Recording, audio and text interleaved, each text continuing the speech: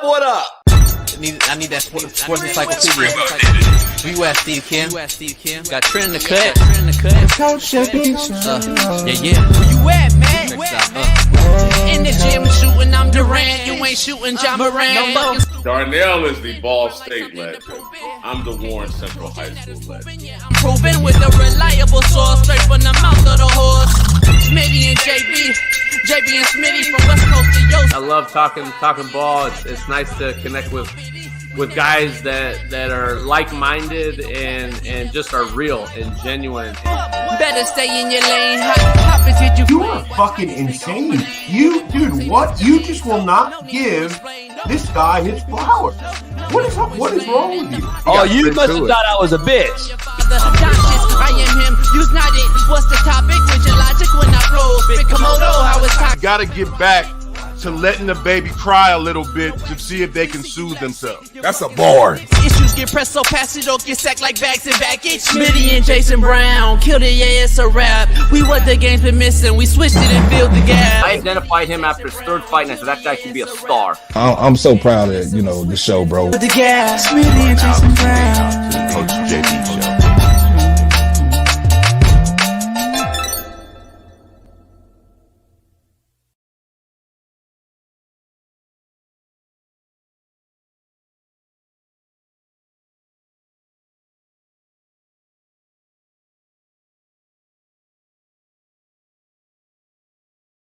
What up? We are in the building.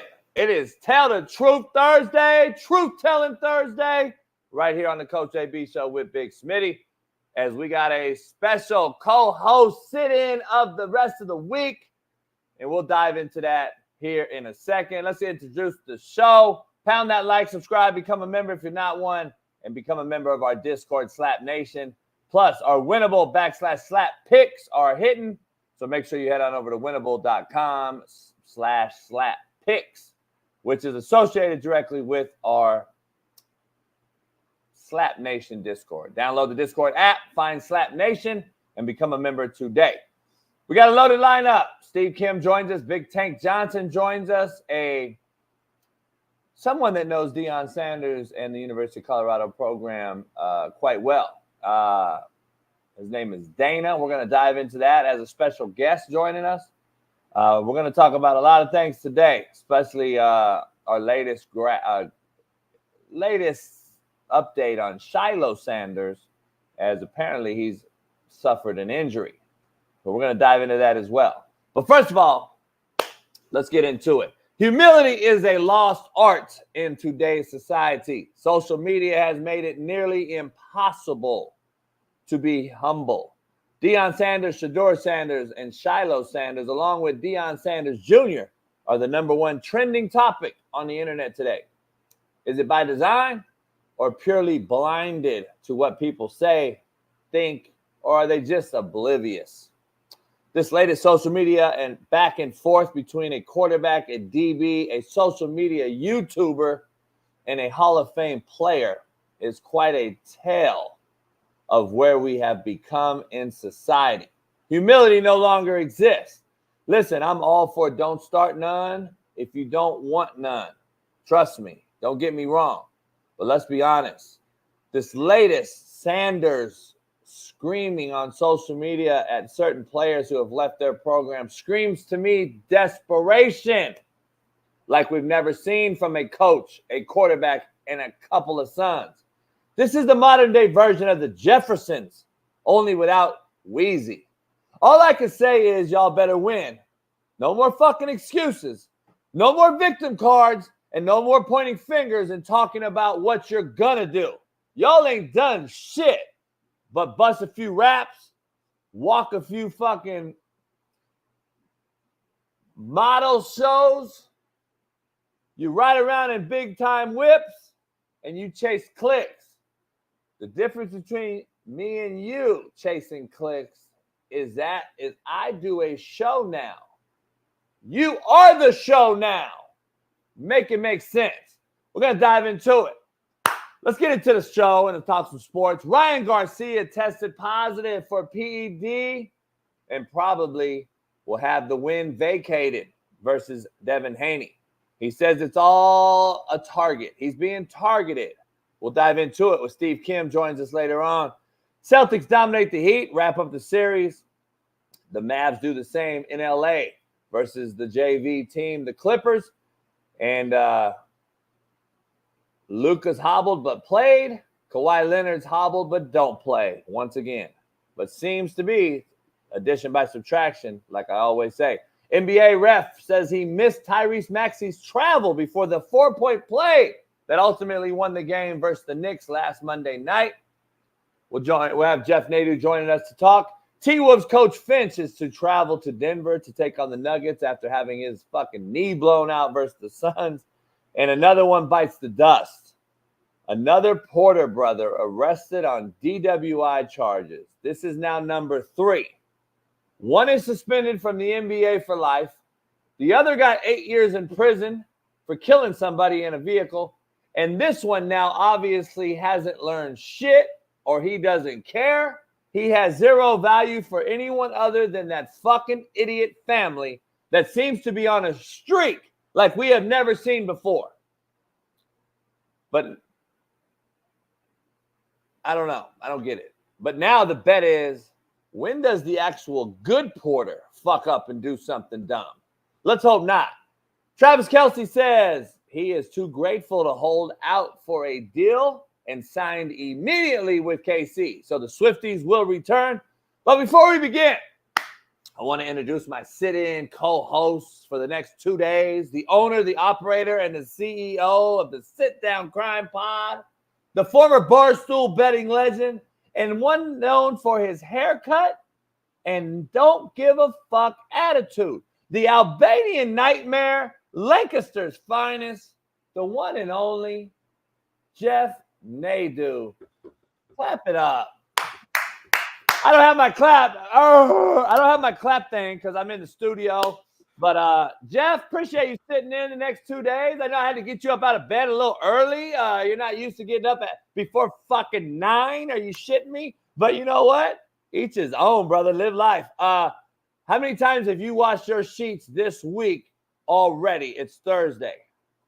Well, I usually wash them on Friday. I'm actually waiting to get new sheets. They should be arriving today. So I'm looking forward to getting them washed and getting them on my bed here this end of the week. But yeah, you're right. I don't usually get up this early. I actually don't get up before 10 a lot of the time. But here I am. I bet you people are, some people are jealous. That's what's called just jealous one's envy. That's what I call it. They can't do what you do. So it is what it is. So wait up. Let me make sure. It's not a poll question yet. We haven't got into it. But so you washed a brand new set of sheets out the bag, correct? Yeah, absolutely. Everybody in here, do you guys wash your sheets brand new out when you pay for them? You have to, because it has the smell of like the bag. So it's like a plastic smell, whatever that bag they have them in. So you have to. Yeah. Do you see a lot of people? I bet I don't think a lot of people, when they buy new dishes, they don't wash their fucking dishes either, or pots. They don't wash them. Now, there's one thing you don't wash when you get it: t-shirts. You wear them right away.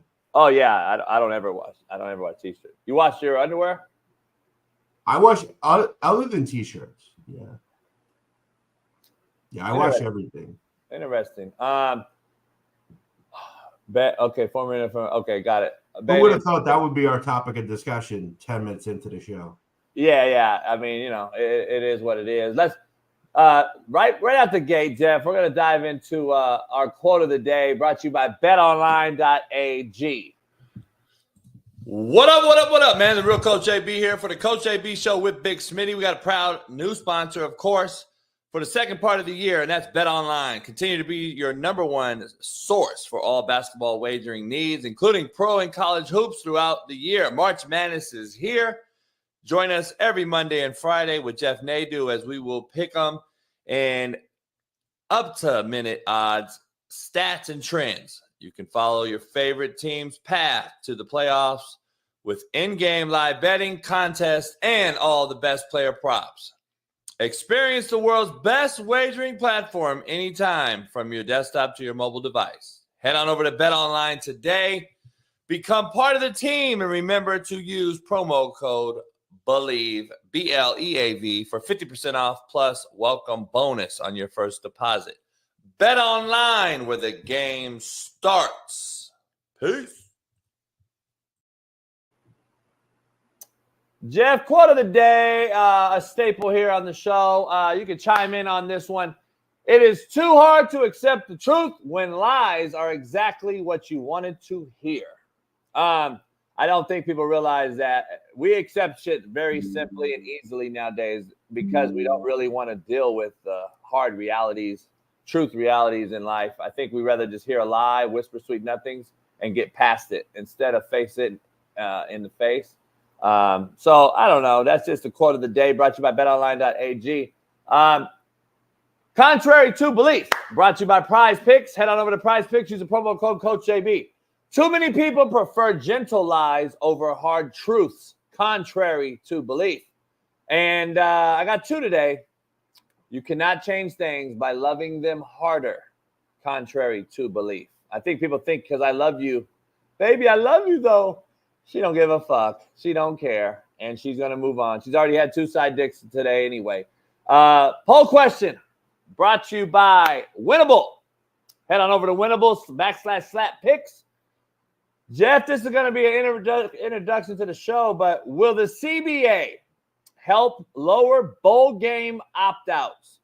Apparently, yesterday, the NCAA released a little deal that said they're trying to eliminate college bowl game opt-outs. I don't believe it's going to happen. I think you've already lost that toothpaste. Can never be put back in that tube. Kids are just going to say, no, I'm not going to the bowl. I'm not going to play in a shitty, meaningless bowl game. I think you've ruined that part of it already.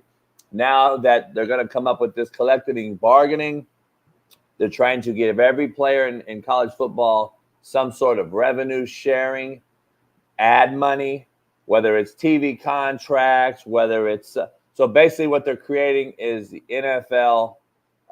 They're creating waiver wires, and they're allowing you now to go seek NIL money on the outside, similar to what an NFL player would do when they go market themselves and get their own outside money. So the NIL now has become a slap in the face. It is pay to play as we always knew it. And now the collective bargaining or the revenue sharing will be similar to what NFL salaries are. Now the college players will earn a salary from that. They'll probably try to unionize them. They'll probably try to make them college employees or state employees. And now they can go get NIL money, which is totally going to be separate. These kids are going to have more money at 17 to 21-year-old kids than we'll ever see in the world's history and sports history. I don't like it yet. I want to see more and hear more. I like kids getting paid, but I don't know if this is the manner, Jeff, that is conducive for success in college. But those kids that are already getting paid are getting paid already. And the kids that aren't getting anything will get something out of this, won't they? That's at least good, right? Yeah. The thing is, kids, and most of the kids that are playing in these bowl games, the Mayo Bowl, those kids ain't making any money anyway. No. So, I don't know the majority of them aren't, Jeff. Like $300 is the average NIL deal across the country. 16,000 athletes.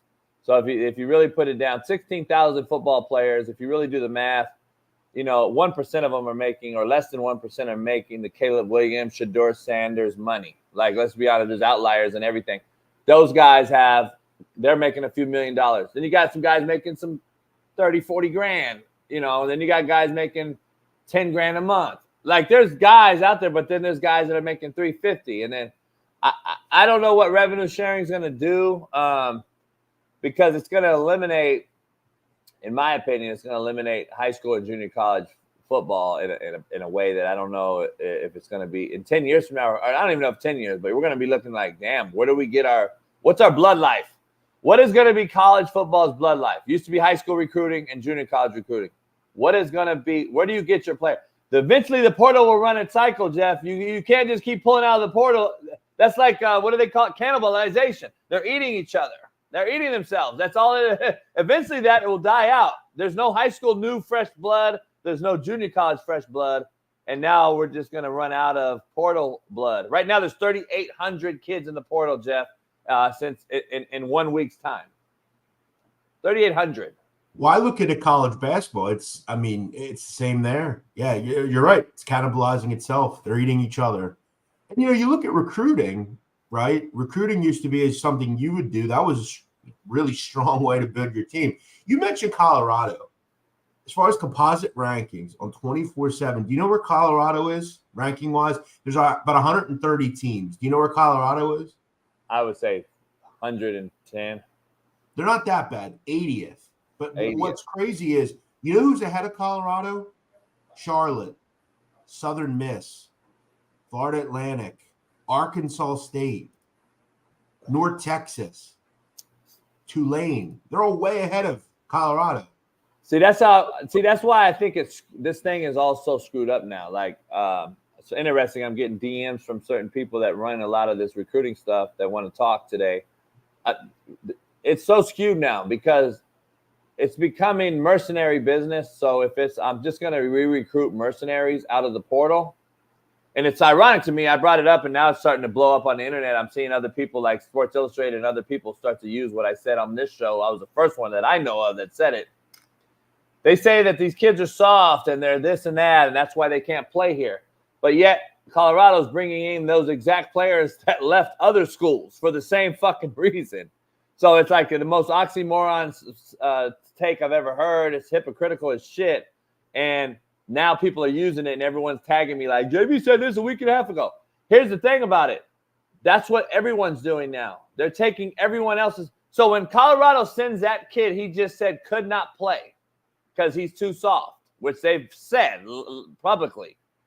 Guess who else takes him? Nebraska takes him now, or Kansas State, or whoever, right? So they're taking a kid that you just said is too soft to play, but yet you just took a kid who was too soft to play at another school. It doesn't make sense. We're recycling the same shit. And to me, the recruiting rankings are so skewed because we're sitting down taking, I guess we're taking other people's trash, is what I like to call it, or we're taking damaged goods. And you're expecting it to be something different than it was. Insanity.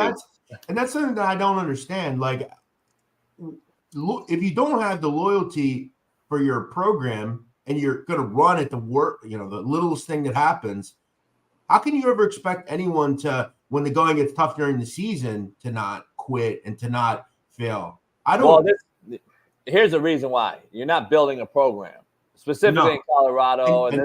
And as you said, mercenaries. And there's a lot of places like this, though. It's not just Colorado. We talk Colorado so often because they give us so much content to talk about. I mean, that's really what it comes down to. But there's other schools that are doing it.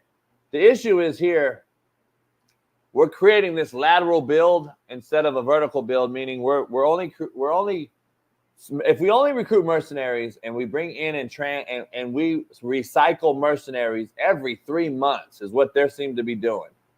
How are you building with any sort of fabric, culture? How are you putting your foot stamp in the sand? At any, how do you hope to have any longevity and a sustainability in a program and have some sort of, see, when you walk into a Nick Saban program, we're using him because he's the staple. If you walk into that program, regardless who has left or come in there as a coach, whoever has left and come in there as a player, you walk into a Nick Saban ran program and understand one thing. This is a program that's Alabama's created. It's a culture, and there's no deviation in that. No matter what. You come into Colorado, which is a new program that Dion's putting his stamp on. He's trying to build this thing out. You come in there like, I could be gone tomorrow because he don't like me, or I could be gone tomorrow because the money ain't right. I mean, the times have changed. I agree with D. Jones. Times have changed. Program building may be in lost art, but I still look at the teams in the country that are having success, and there is a fabric of depth, of culture. There's some sort of, this is our motto. This is our goals. This is what we stand by. But whatever happened to just, they were there for me when I needed them. And they like, I look at the Eagles. They drafted Quinyon Mitchell. I've never seen a kid.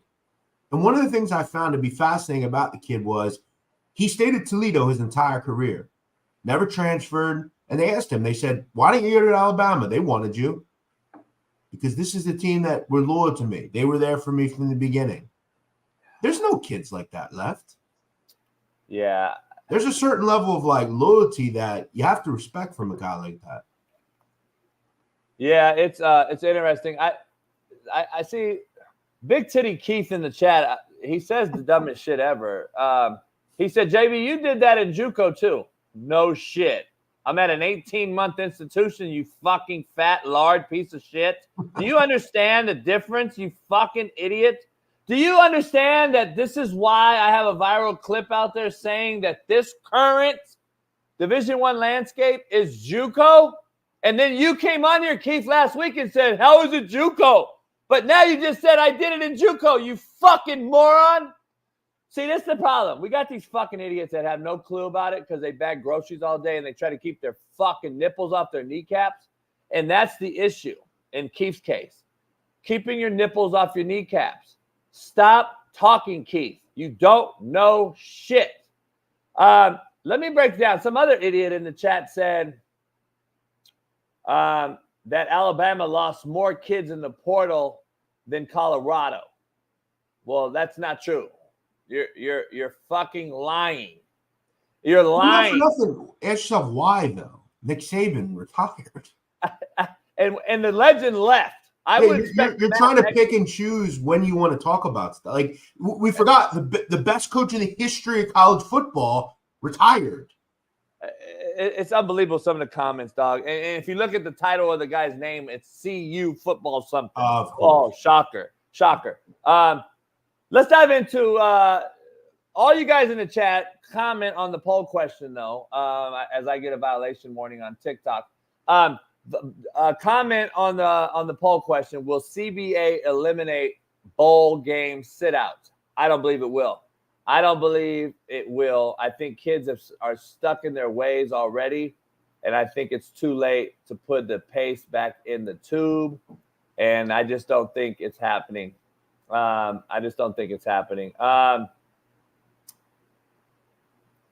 I'm getting a DM. Listen, let me ask this guy. I'm getting a DM that's very interesting. Okay, so let me find out if he's willing to come in.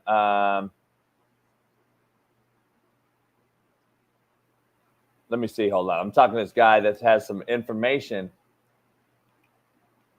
God damn it. We got an info guy. I like it. Yeah. I'm an info guy.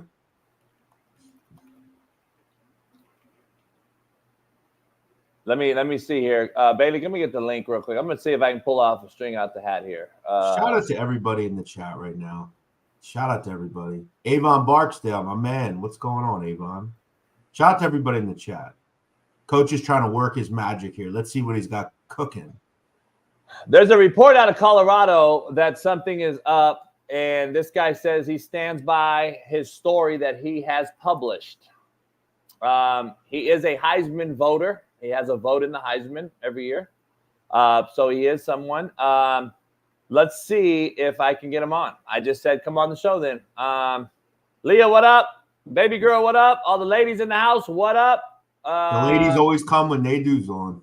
Yeah, they come with Jeff. They like Jeff's hairline. They like Jeff's Albanian. I call him the Albanian nightmare. Let's see here. What the fuck is going on? You know what I used to call myself? The Albanian assassin. Really?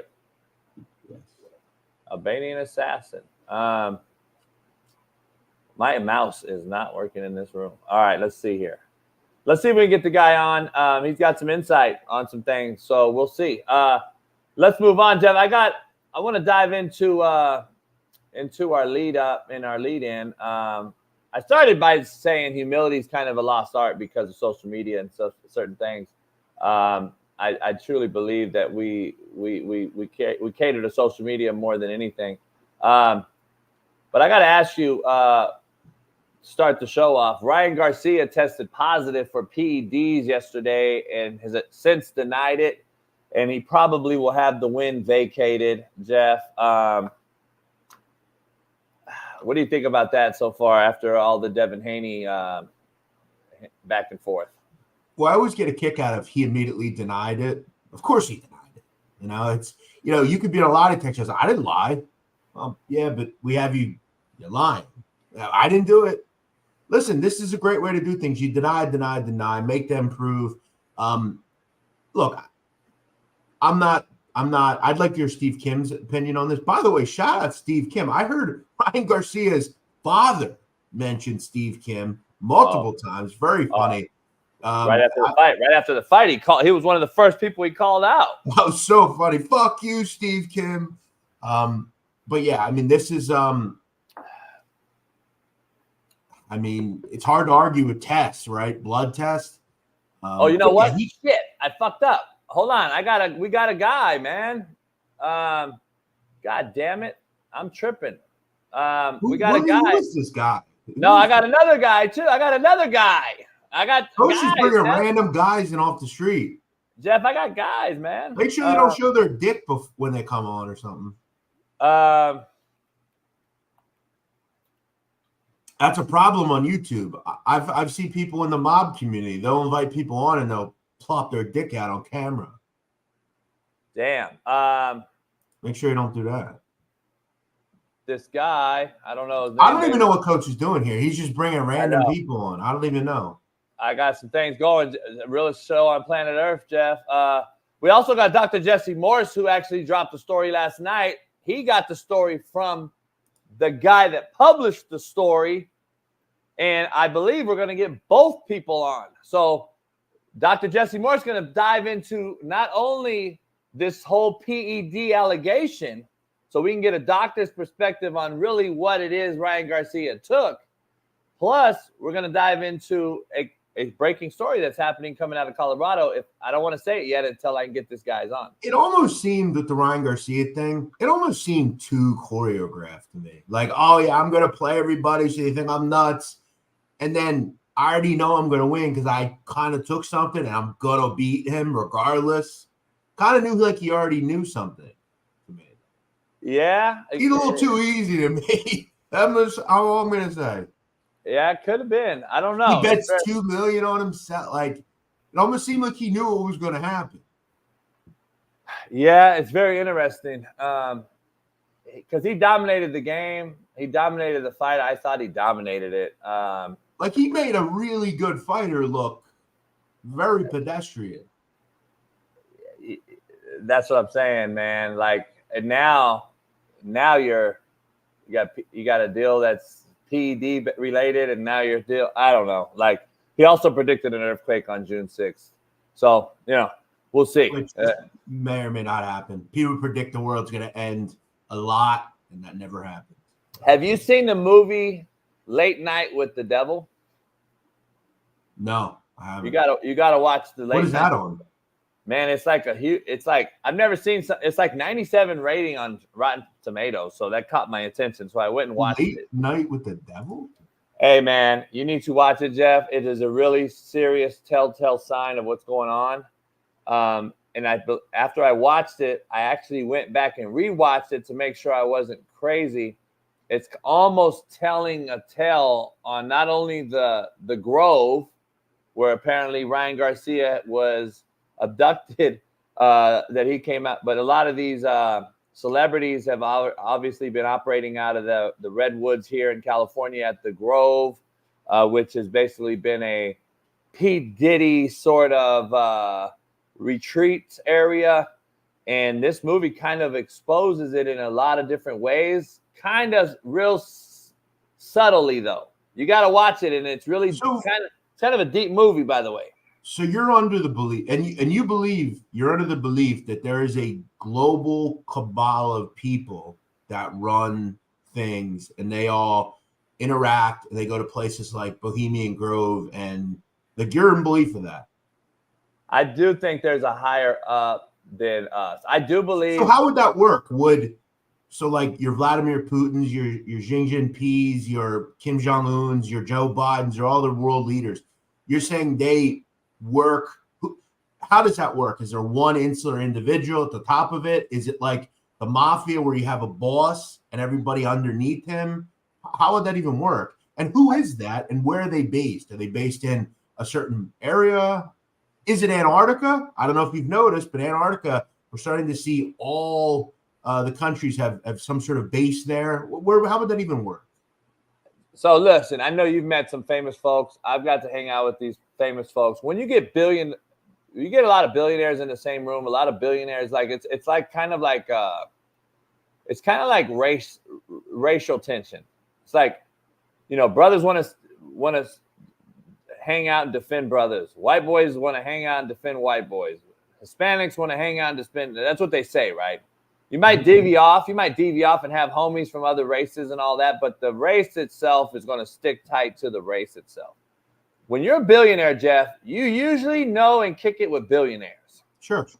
And you have some millionaire friends, and then you may have some thousandaire friends, but they're not really who you go get reliable information from like you would the billionaire.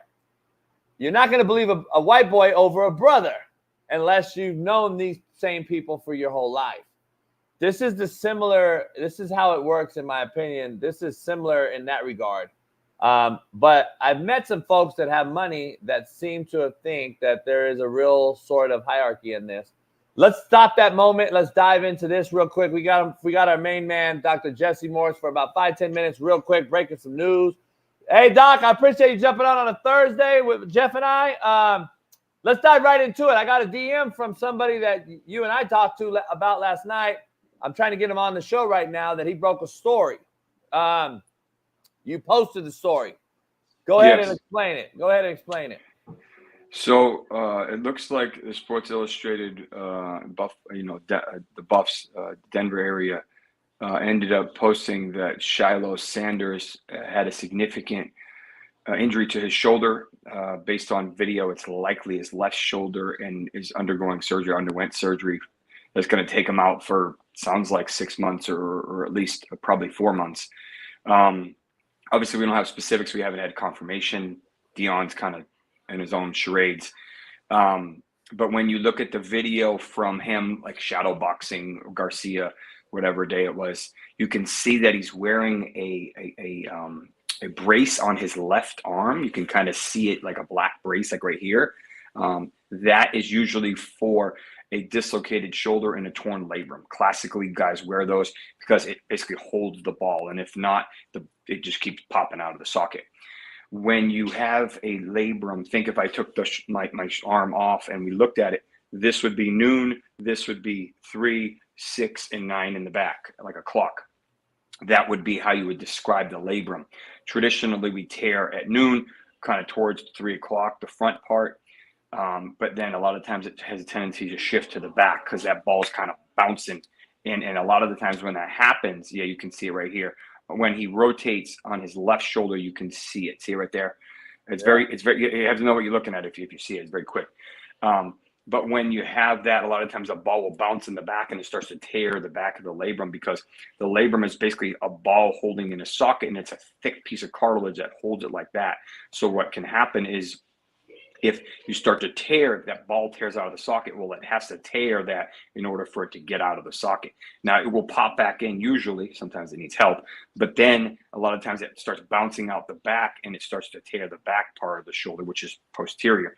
When that happens, there's so much instability. It's like you sitting on a bar stool that has 2 loose legs. Like, it's like super loose, but that's your shoulder. So you're trying to reach out and you can't stabilize it because there's so much instability. And a lot of times your upper back muscles will start to spasm, and a lot of things start to spasm because there's no stability in there. Now, when you do that, you usually have to literally repair. So you run a suture basically along whatever's torn. And sometimes you can even have a fracture where the ball, the rim pops off, or you get a little bit of the rim fractured off. That's what happened to Trevor Story of the Red Sox about a month ago or so. So you have the labral tear plus that fracture. I don't know what he had, but this would be different options that could lead to a longer recovery. The issue with these is you can't really push it faster than 6 weeks, because that repair will re-tear, and then you'll have to go back to the drawing board. So that's why you kind of have to let it heal up, stabilize it, then you can start testing it. And remember, if these guys have their arm out and trying to hit somebody because they can't, get a better angle, you're gonna have issues, and you're putting this in vulnerability again. So you don't want to go back before you're ready to go back. When your arms are close, you have your back, you have your core. But once your arms are extended, you're vulnerable. You don't have a choice. And a lot of these guys are going to land funny, kind of land out, their hand, kind of fall and trying to, break their fall, or they're backpedaling and they don't really know what's behind them, which way they're going. Sometimes they're trying to get a guy and they may get leveled from the side. So they really have to be comfortable before they can get back. I think if he can make it back for at least half the season, then maybe he has a chance to get drafted on the higher side. But if this knocks him out for a lot of the season, or if they just, he doesn't play well, this could be a big deal. Let me ask you something. How do you sustain that injury most likely as a football player? And we're teaching tackling, and I watched some practices. There's a hit where he hits a kid late in practice from a month ago. We showed that. Whistle blew. He kept going, hit a guy. A lot of guys I'm seeing practice dropping their eyes, and it's all shoulder. I've been watching a lot of shoulder getting hit. Is that? Yeah, let me show you. Let me get my model here. All right. So I got my buddy here. Yeah. Okay. Yeah. So traditionally, when you land on your shoulder, think Anthony Richardson last year for the Colts, land on your shoulder, and you can separate this ligaments that hold the AC. This is the AC joint. You can separate the AC joint, and this is annoying. Most of the guys, miss a couple weeks and they're okay. He had a bad one, so he had to miss the rest of the season. But that's not the joint we're talking about here. We're talking about this one. So what happens is you can see it's basically floating in there. There's really nothing holding it on except for that labrum.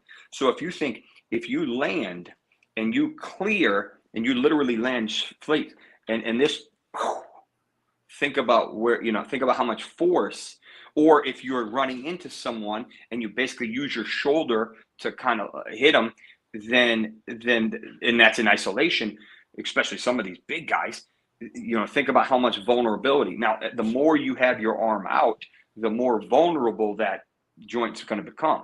And then you had the poor thing that happened with the YouTube star for the XFL, where he kind of used his head, and now you're talking about fracturing stuff up here, right? So there's a fickle beast. So a lot of this has to do with really talking about proper tackling technique, right? No longer spearing guys, but also not isolating neck and also not isolating your shoulder. Now, a lot of guys, especially the D linemen or a lot of the high-level linebackers or DTs, when they're trying to almost clothesline someone, they'll have their arm extended, and you'll see that the pec actually attaches right here. And sometimes what happens is it pulls and it tears, and that's why they get the pec tear. You probably remember T.J. Watt suffering that, or a partial tear, and that's the reason why. Is because their arm's extended, and that pec tendon is vulnerable. And especially when you drop your head, Jock. You drop your head, and this is what your shoulders do. Yeah. So you're putting it, especially if it's already been hit, once so that the data at 18, if you've dislocated your shoulder, you have an injury to the labrum. There's no question. At 18, there's 100% chance of redislocation. That's what the data shows, or like 90 something. It's crazy. It's super high. As you get older, 30s, 40s, 50s, the risk of re-injury is much lower. But at 18, 19, 20, especially someone who's like this, a very high level athlete, that's it. You don't have a choice. And the problem is, excuse me, when everything's super unstable in there, you start rubbing, this ball starts rubbing the cup, so to speak, and it starts wearing down the cartilage. And that's what we see as arthritis. You start to see cartilage. And that's not common in the shoulder.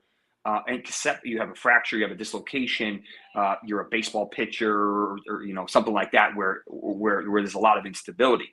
I inject these. This is what I inject a lot of these, but a lot of the times when you have a bad tear, 6 hours, 8 hours, like almost a full thickness tear, they take the kitchen sink, and sometimes they're still not stable, especially if they have a little lesion or a little, what we call bony Bankart, that kind of fracture, or if they have a little cartilage injury. Like, there's a lot of variables to this. Without your shoulder, you're useless, right? Is that similar to AD? He saw him get shot from the grassy knoll the other day for the Lakers, and he got hit in his shoulder. And he has a history of dislocation. I did not see that one, but I heard about it. He does have a history of dislocations, for what I understand. My guess is he retweaked it, and as a result, there's only so much you can do because there's going to be pain, there's going to be inflammation. And again, if you're close, your arms are close, you're okay. But once your arms are extended, you're vulnerable. So like you can't really shoot like this, right? And you can't really block like this. You can't defend like this. So you're it's like you got a broken wing. If you're a bird, you really can't. You're useless. And you think you can't even open a door without extending because you're going to hit yourself in the face. So you really have to extend. And extending requires rotator cuff, but also requires that stability of that labrum. So that's the tricky part with labrums of the shoulder or the hip. The shoulders are probably more frustrating. Doc, here's what it is. So I got this DM this morning. Give me a call, and I said. So I asked him what it was about. He told me it was related or correlated to what you are referring to right here. This is what the man said. I'm the one who published the Shiloh story. I said, okay, nice. How can I help? He said, I stand by the report 100%. We have 3 sources who've confirmed it, and Dion's our guy and did not deny it. I'm trying to get him on the show right after you, see what he wants to do. I don't know if he can or not, so we'll see. But that's Sports Illustrated right there, and that's who we'll try to get on here. Last minute before you get out of here, I know I appreciate you coming on real quick. Ryan Garcia, he pissed dirty apparently on some sort of PED level, and I guess it's called Ostarine. Can you break this down? Ostarine. So Ostarine, if you guys remember, a couple of years ago, DeAndre Hopkins popped for also Ostarine. His was like 0.1, like the lowest dose you could ever possibly imagine. So I don't know if he had a dirty sample or something, but usually this is this is what we call a SARM, SARM. Which is a selective thing that basically mimics kind of steroids, but it's a little cleaner, I guess you say. It's a little healthier per se, but they're illegal. The WADA's banned them. Like they work for illegal stuff, but if you're fighting, if you're in the NFL or any other organization that's pretty much Olympic level or professional level, they're banned. They don't have any true function or reason to use them. And unfortunately, some guys use them to bulk up to heal faster, but unfortunately, they'll stick around in the system, and then, if it tests positive, that's it. I mean, there's no reason it would ever be in your diet. You're responsible for what's in your body. You're responsible for what's in your supplements. So if it's in your dirty supplements, then unfortunately, you're still responsible for it, regardless of whether or not you knew what was in there. So, I don't know how he's going to be able to get out of this per se, or what the ramifications are of this. But we do see this. This is the most common one for this class. There's a couple different ones. I had someone ask me last night, is this something that we can prescribe? It's considered kind of investigational research, so it doesn't really have any true uses. I'm sure you could find it. We've seen baseball players get popped for it a couple times. Ligandrol is another one that guys have a tendency to pop. Go pop. So unfortunately, these are very similar. They help with what he was trying to do, but unfortunately, he's not able to do it. So this ain't in my potatoes or my milk. No, or drink. No. This is made. This is a made drug. He posted a tweet recently, and it said it's because he was taking ashwagandha supplement. Yeah, ashwagandha is a fantastic supplement. Obviously, it's used. It's ancient, like Ayurvedic, Indian, like that part of the world. Great for stress. Great for help healing your adrenals, which is your kind of like your energy system. But if you don't have a good source, if you don't have a good supplement, if it's not clean, if it's not WADA approved or what we call CGMP approved, there's a couple different levels. Then again, that's on you, right? You have to know what supplements you can take. That's why I'm very hesitant to prescribe any supplements to any of the pros that I see, because technically they're responsible for what's in their body.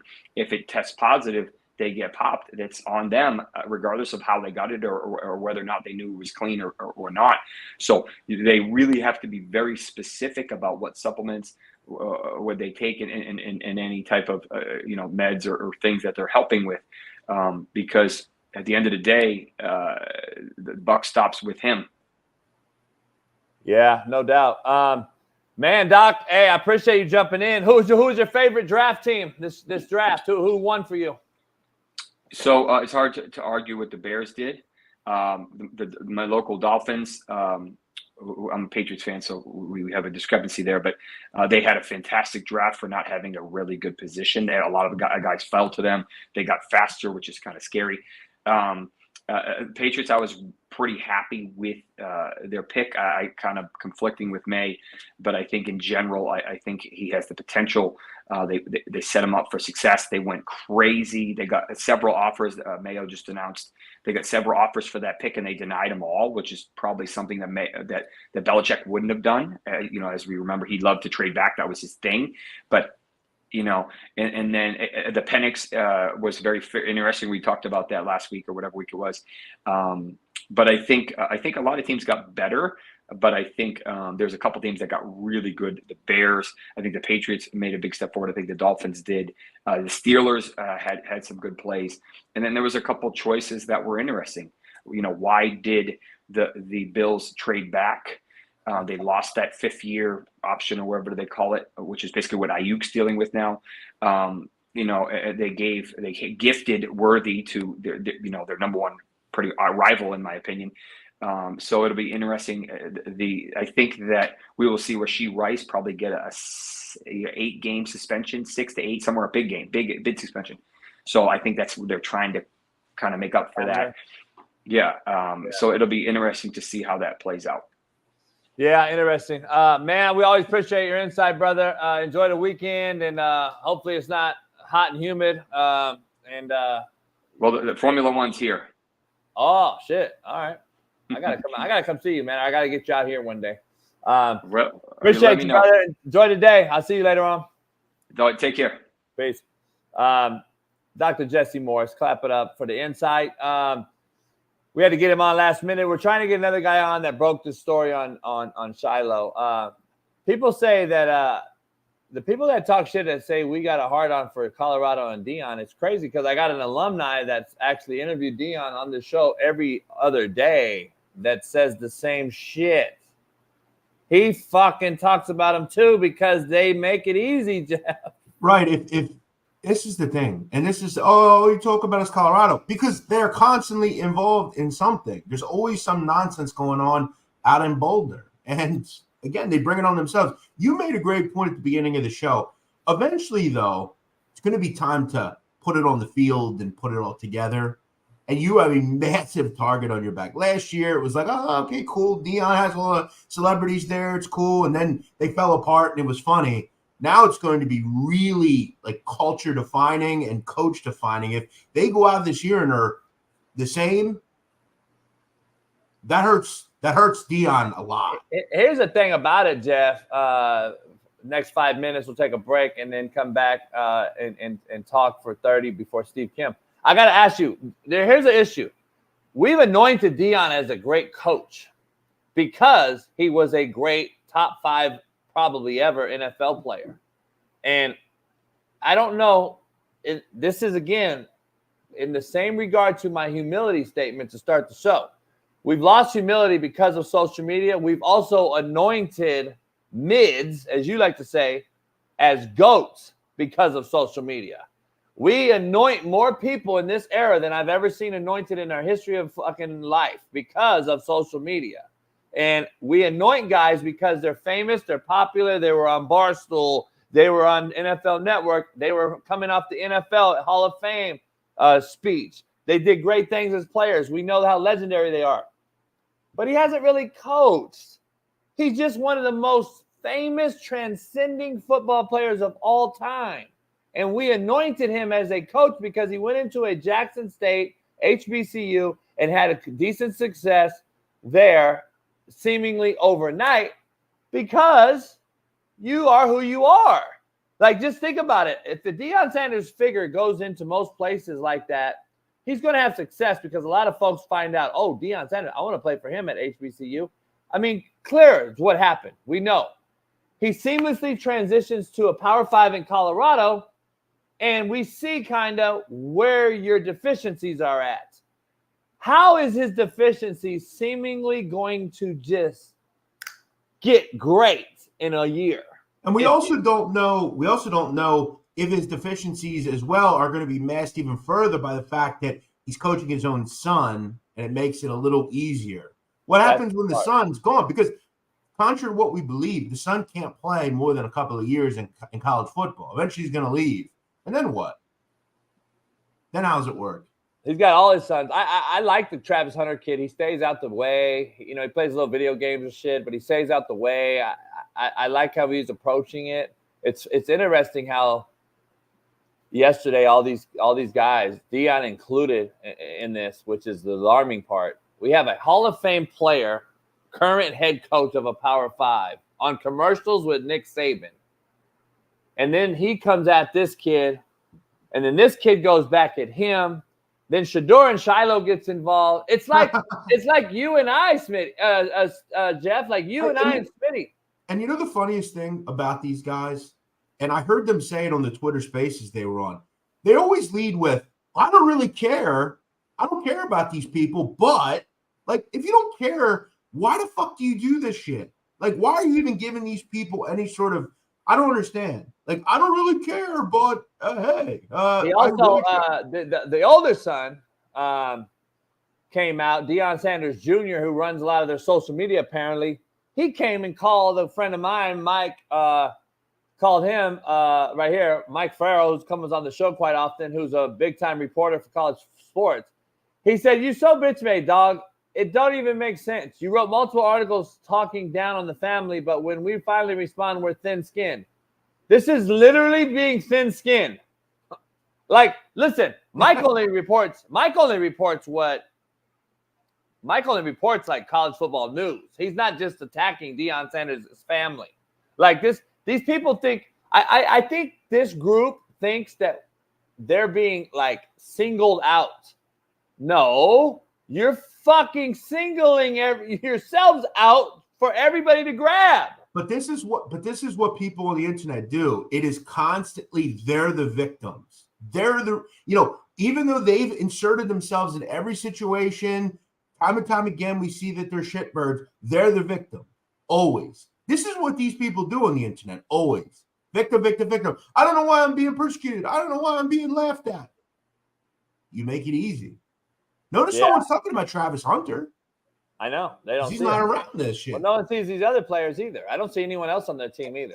And then one of the goofiest parts of it is that the one guy on the Twitter Spaces is like a guy that like just came there. He's like an offensive lineman. He's like, "Yeah, we're loyal to coach." Dude, you just came. What the fuck do you know about anything? Did you see that? Like the offensive lineman or whatever his name is. Didn't he like just come there? I think so. Yeah. A Meyer guy. Like who the fuck is that guy? I think so. I started the show off, if any of you guys listen to it, when I said I am from the start none, won't be none era. So if you start some, expect me to come back at you. That's not what – I have no issue with that at all. I am no longer in the space of a head coach or player, though. You got to understand, there is context to this, and there is some depth to all the shit we're talking about. Like, let's be honest. I'm not in that position no more. I could go on social media and talk all the shit I want to all you fucking casuals that come at me on Twitter and Instagram. These cats actually, one of them is supposed to be the number one pick in the fucking draft. By the way, I don't know if you saw the betting odds, but since he tweeted out that kid is mid, his fucking stock went down on all betting sites. His stock just dropped. I'm just telling you, we got guys out here who are not putting their name on it, talking about shit, and then GMs from the Colts are coming out and saying, put your fucking name on it if you're going to talk shit. Jeff talked about it the other day. Smitty talked about it the other day. But like, dog, really? You're going to bash a receiver getting drafted by the Colts, but you don't think they're going to fucking take what Shador Sanders is doing publicly and use it against them? You're crazy. I just think that this is like this is what they do, dog. And Jeff, I got to ask you as a bettor before we take a break. I think it's kind of all set up. I think it's kind of scheduled this way. I think it is a plan because they have their own social media team. I believe that they're setting their future up for after football by having channels, YouTube likings, millions of followers, get all that support that they can now.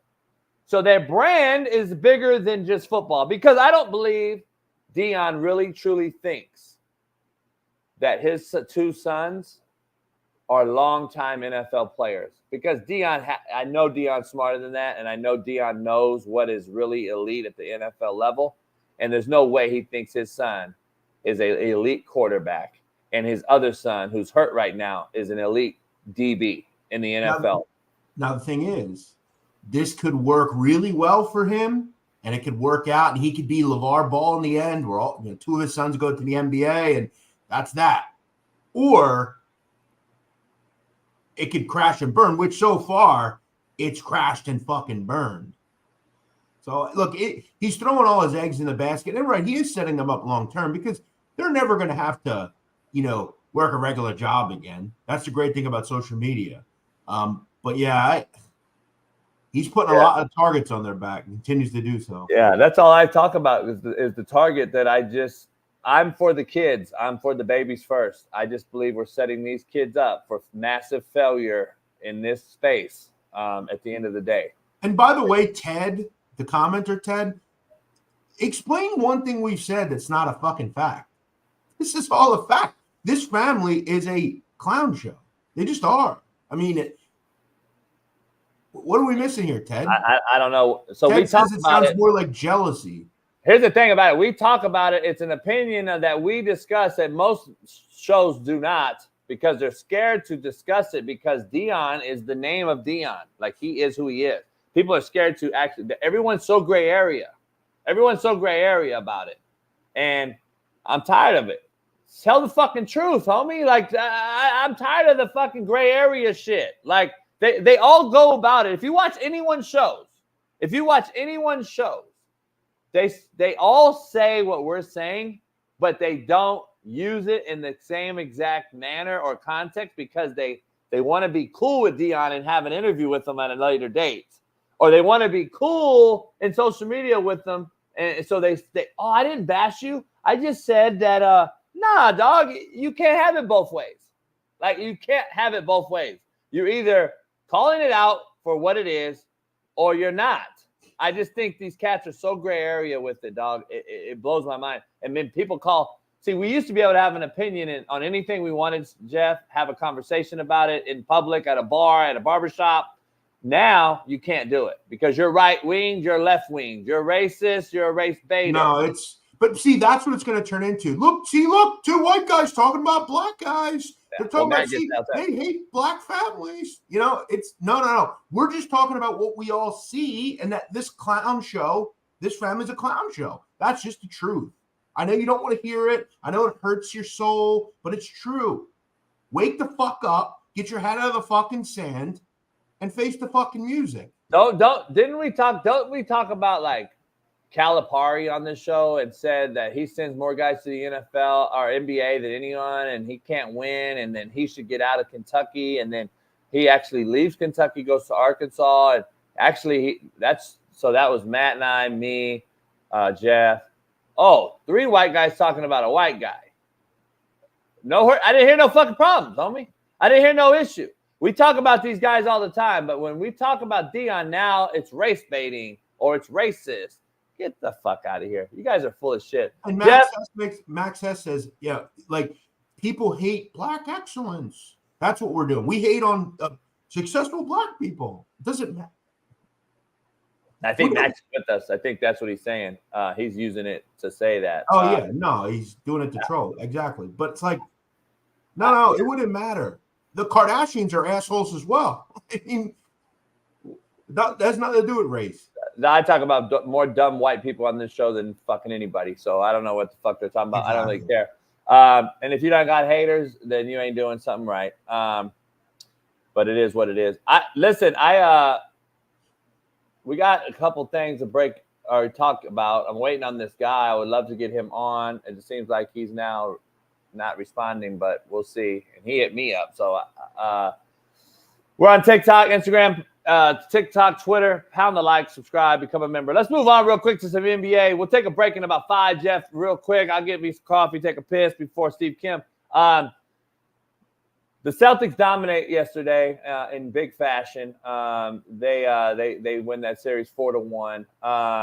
The Mavericks do the same. 2 blowouts. The NBA is hard to watch, man. Other than a few games here and there, like the Lakers-Nuggets series was pretty close for most of the Lakers, screwed that up. And these other games I'm watching, the Knicks and the 76ers have had a few decent games. And now that's 3-2 going back to Philly tonight. Other than that, though, what games have really been good? The Thunder swept the Pelicans. It was horrible. I guess Orlando-Cleveland's now becoming a series, but the series itself, the actual content is shit. Like, it's just, I don't know, man. Sports are becoming hard to watch. So. Well, I think this is like the first round issue. We see this every year. I mean, you have certain teams that like kind of are fringe playoff teams, and they're just going to kind of whimper out. I think it'll get better. You're right, though. The product itself is getting worse and worse. You look at last night. I mean, the Miami Heat shot 3 for 29 from 3. How is that possible? In a 48-minute basketball game, and you took almost 33s, you only made 3? How is that possible?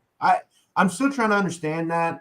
Ugly. But I kind of felt like that line told us all we needed to know. Celtics were a 13-point favorite, had no trouble. Yeah, no doubt. Clippers, Mavs, same way. Luka was injured, apparently. He has some swelling. Plus, he was under the weather, apparently. You don't really hear about it. You don't really see it. He said, if it was a regular season game, I probably wouldn't have played it, but I'm not missing this for anything. On the other side of the court, you got Kawhi Leonard, who basically seems to miss every single playoff season when it comes down to elimination. It's crazy to me. If all things ain't perfect, boy, he's another KD in my opinion. At least he has some rings on his own team. KD had to chase him. I think there's a difference there. But Kawhi Leonard, this whole sit-out load management era, man, is hard to watch. For a guy that sits out a lot, load management to protect himself from injuries, he sure gets injured a lot, doesn't he? That's my whole point. Like, it's called callus, Jeff. It's called callus. It's building up callus, like building up, like, resistance is like getting hit in the face several times. So when you do get into a fight, you don't just fucking wilter. Like, these guys have zero resistance built up, and you wonder why. And I always talk about I'm the old man on the hill yelling, though. I'm like, the NBA set this rule. This Adam Silver is a clown. He fucking has made this NBA so soft. We create in-season tournaments, and we make the fucking courts look like a bunch of fucking clown shows, circus. And we want to do all this inclusion and inclusive shit. Instead of interview Mark Jackson, we interview a fucking broad coming from the Spurs as an assistant. Like, get the fuck out of here. Get some real men in here to coach real men. I don't understand what's happening in the NBA. The NFL's following right behind it. It seems like it's an absolute joke. This is hard to watch, and we created this load management. We created paying more money, Jeff, to watch you play less games. Because corporate America has bought the tickets. Corporate America is putting these asses in those seats, not you and I painting our face diehard fans anymore. They don't do it because they can't afford it, Jeff. You and I can't afford to take our kid to the 76ers game no more and have 3 or 4 kids, a wife, beers, hot dogs, and nachos. It's $1,000. So, like, who's doing that in this landscape right now with this Biden economy that you think we're supposed to thrive and go have a hell of a time out at the ballpark? If you go look, I went to a Dodger game, Jeff. I'm looking around and I don't see the normal East Los Angeles fan base. I see a lot of fucking suits. I see a lot of fucking people that are in there for another reason. And I'm sitting there like, damn, this is really, really crazy how we're transforming this. But until these fans wake the fuck up and stop going, it ain't going to change. Look at tonight. Prime example. Last game in Philadelphia, okay, it sounded like a Knick game in there, right? All of a sudden, the ownership got mad and started rallying around, and they bought up all the tickets. And now tonight it'll be a sold-out crowd, and they'll get exactly what they wanted. You got to stop. You got to boycott. You know what boycott means? You stop viewing, doing, have any interest in. You got to just stop going. And eventually they'll take notice. I think baseball's doing it because you've seen a lot of these stadiums are just absolutely nobody's in there. Like, it's unbelievable. If you go to some of these games, you see the Oakland Athletics going to a AAA team, minor league team in Sacramento to play the rest of their season until they go to Vegas. It's kind of baseball's bad right now, man. And you know what it is, Jeff? No one wants to talk about. When I was at Compton College, a good friend of mine, Reggie Miller's brother, actually, his name's Darrell Miller. He runs the grounds crew for the Major League Baseball third party. Basically, he goes around to these other purchased Major League Baseball sites that are supposedly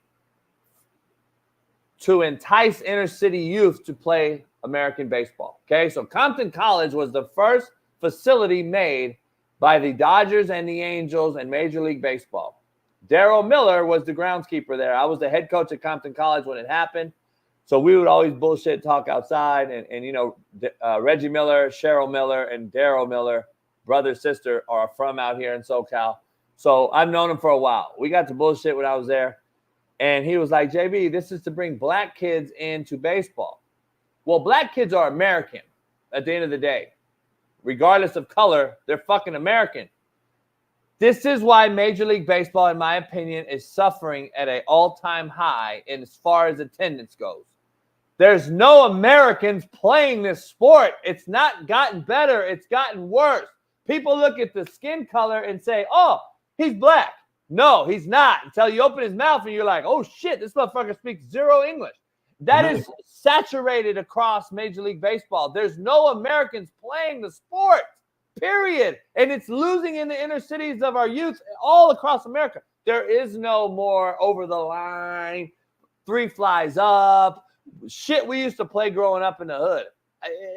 Baseball, to me, is absolutely America's pastime is fucking right. It's way past time. So, and Wido makes a very good point. One of the things that I have a real issue with this society nowadays is nobody has a fucking attention span. If a video is not 15 seconds, they're out. No one has these people don't have the patience to sit down and watch a fucking hour television show, let alone a 3-hour baseball game. Let me dive into that deeper. We got to take a break in 1 minute. Let me ask you this. People make shorts. And the shorts were initially the shorts were initially created in my opinion. The mindset was to attract Jeff Nadu's sit-down crime 45-second short to his real show, so you can watch the whole show. Well, that's what it was designed for. Now it's designed for trigger words. Now I watch a 40-second clip, and that is exactly everything you said in that 40-second clip is what is going to be used either for or against you for the rest of your fucking existence. They will not take their lazy asses over and watch the full interview. But it's not even that, Coach. It's they won't sit like, bro, do you know how many times I'll post a video and someone will say a question, and if they'd have just watched the whole video, they'd have learned? They don't have the fucking attention span to watch a 2-3 minute video. It's insane. It's a Nimrod society, a group that is so fucking, they just have no intellect whatsoever. They can't sit and listen to anything. It's insane. And you're the devil or the hero off of your 40-second video, because Coach, in that second video. Do you know how many people on a regular basis? I'm talking about stuff that has nothing to do with race whatsoever. Nothing to do. I'll do a video I do 10 videos on Italian mobsters. I do one video on a black organized crime group. Why the fuck don't you ever talk about the white guy doing shit? Have you seen my fucking account? Hey, all I talk about is white people. Hey, it's the same thing, dog. I can't talk about Lamar Jackson. I get away with it because everyone that knows who backs me is going to be like telling the other idiot, like, don't know me, like, you're fucking dumb if you think JB's fucking racist.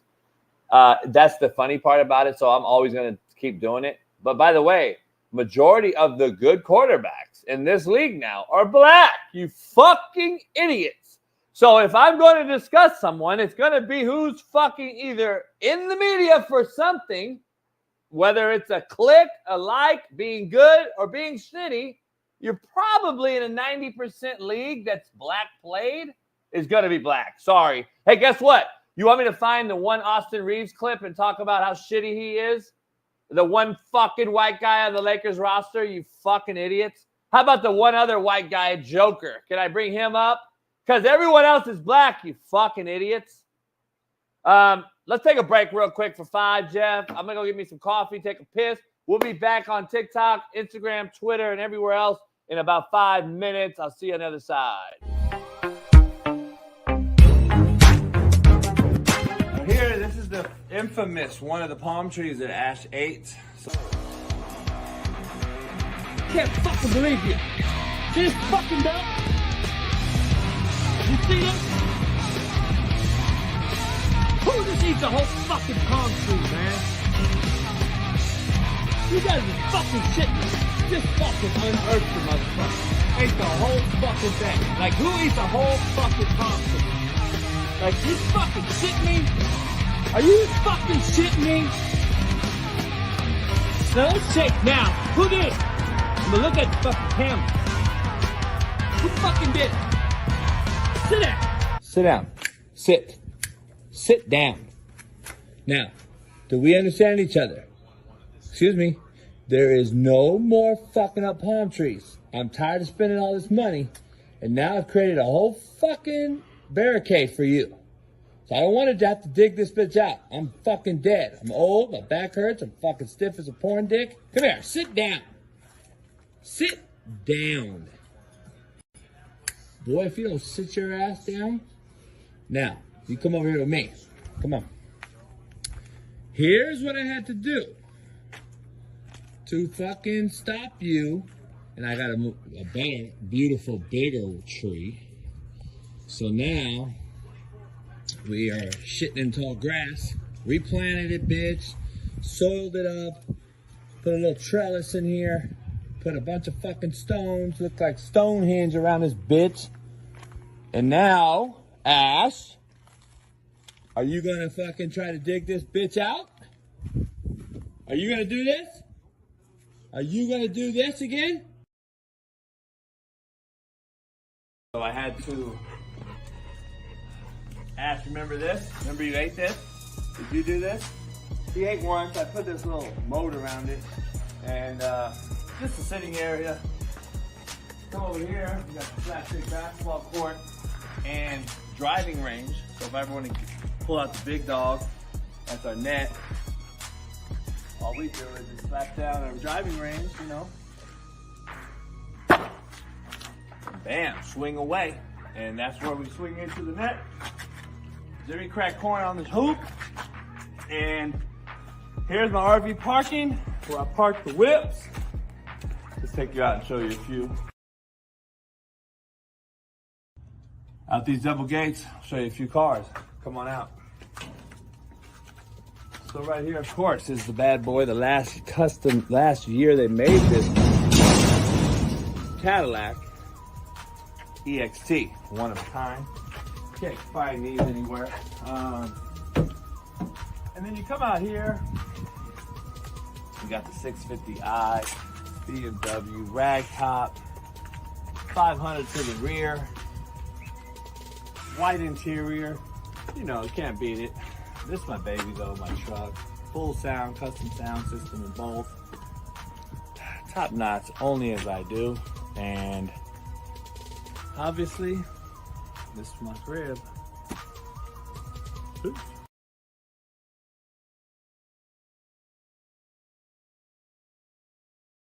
All right, that's JB's cribs. Appreciate you jumping by, coming by. Listen, it's time to go. Now take your asses and get the hell out of here. I'm about to go cook some slapstick tri-tip. It's been a pleasure. Now go home. Peace.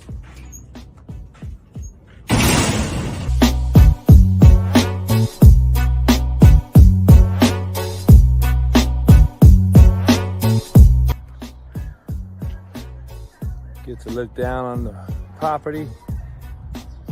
That'll do it. Real Coach JB's Cribs. Peace.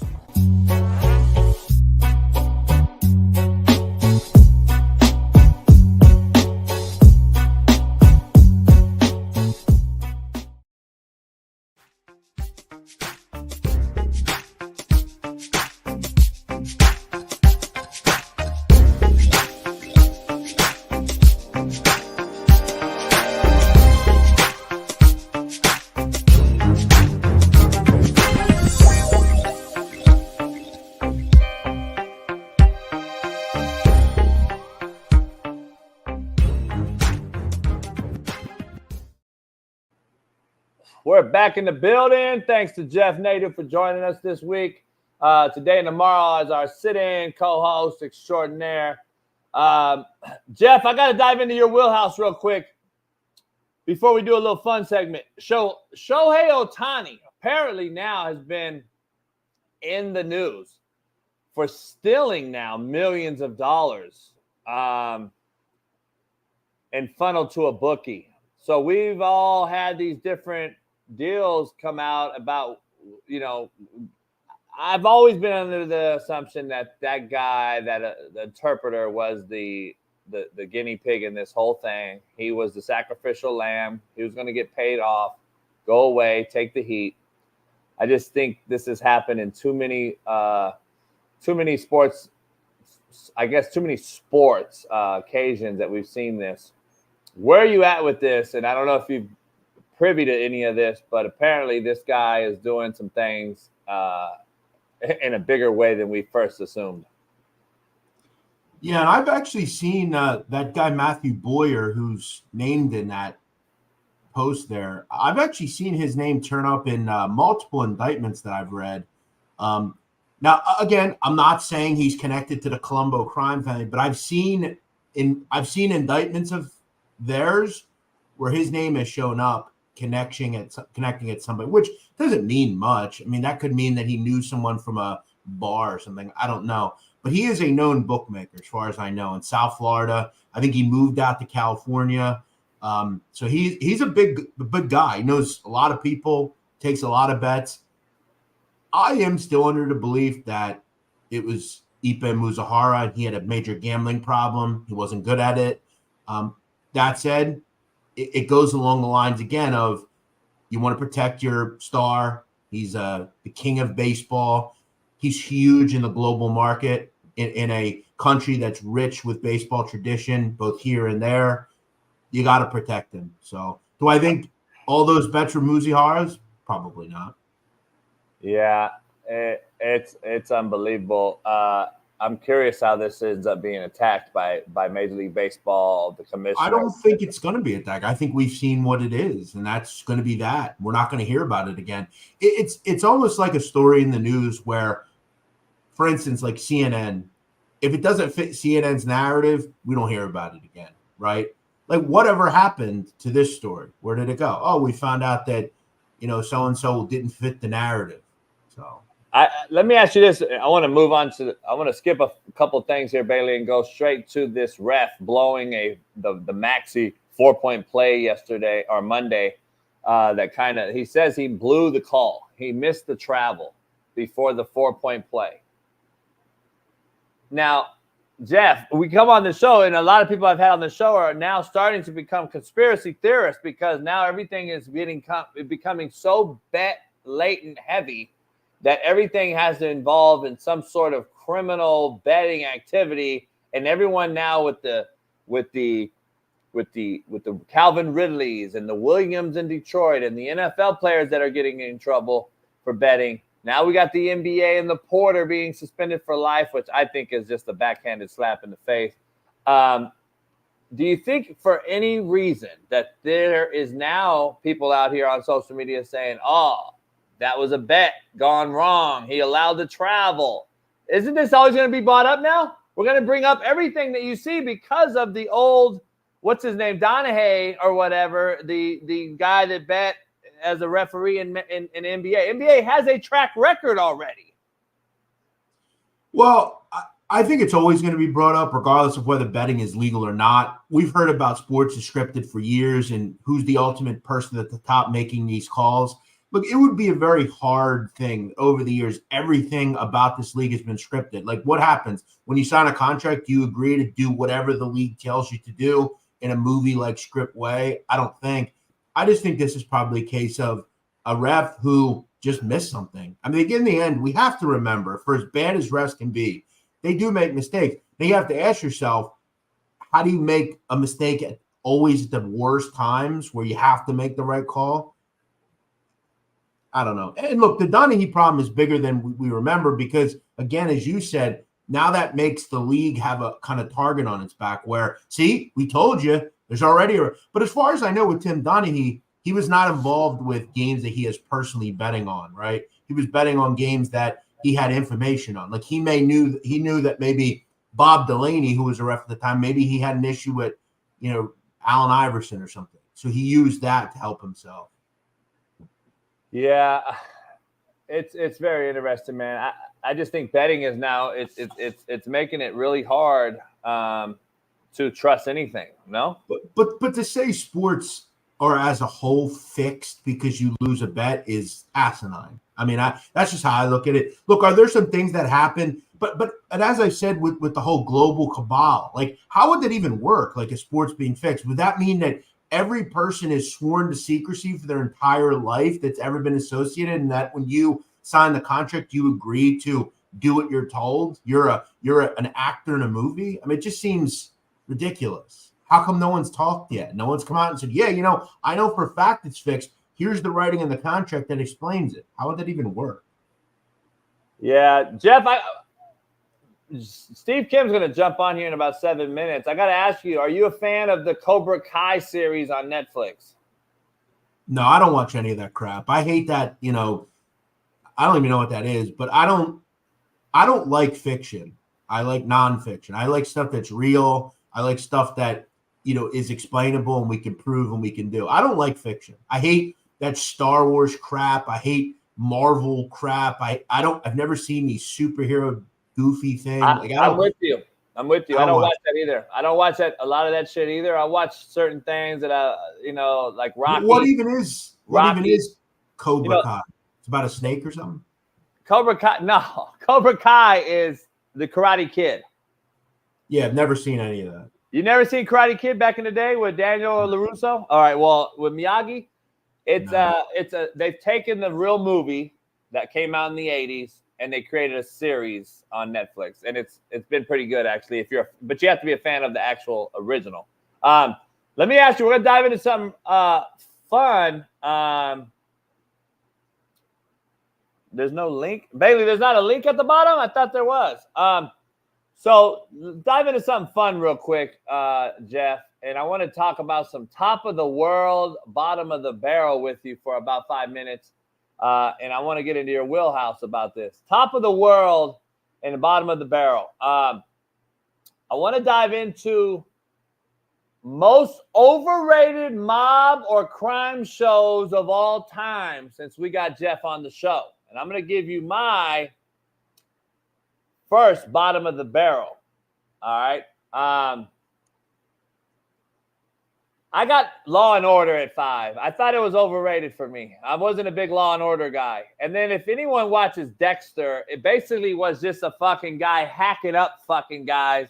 And I was like, this seems to be a little over the top. Unsolved Mysteries, I thought, was just the biggest fucking shit show.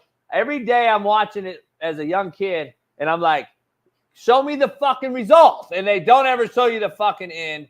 And then Bones. If you've ever watched Bones, Lucy, I knew I was going to take some hate on this. Lucy, Bones is an absolute fucking such a woke. This was woke before woke. And then 24, Kiefer Sutherland. Holy shit. Unbelievable, man. Unbelievable. I have to say, I want to comment first on Law and Order. Never been a fan. Again, it's that kind of scripted, like goofy acting crap. I feel like if I'm going to watch Law and Order, why not just watch like the first 48?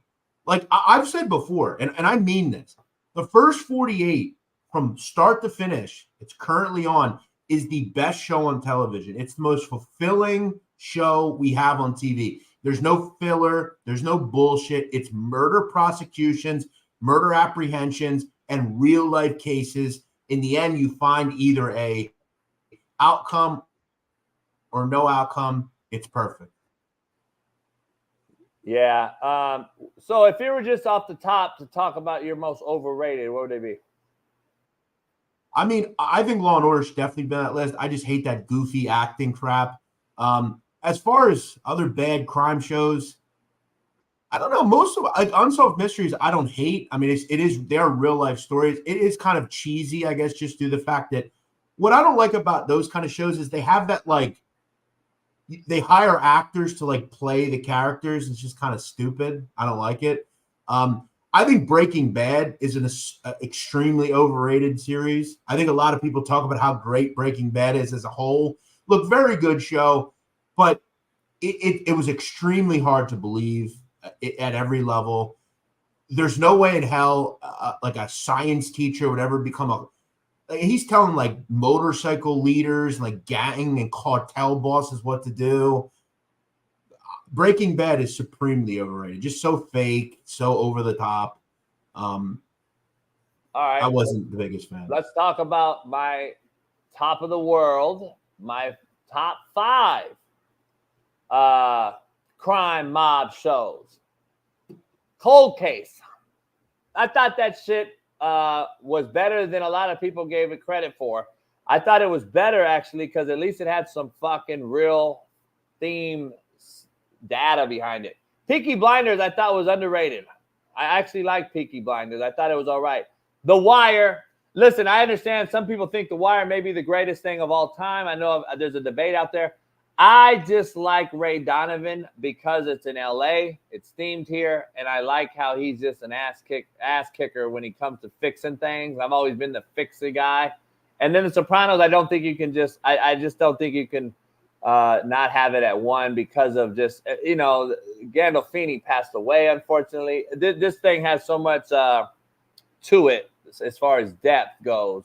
I was never an Oz fan. I just never, I can't get trapped inside of a prison with a group and watch it forever. Like, I just can't get trapped. I got to be able to move. Yeah, I love Oz. Is it a top 5 show? I think it's probably 5.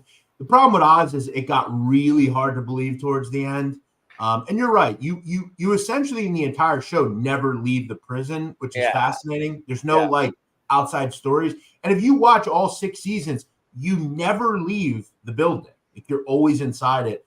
For someone that, look, I'm probably the biggest Sopranos fan on the planet. I don't think there's a trivia question you could stump me on.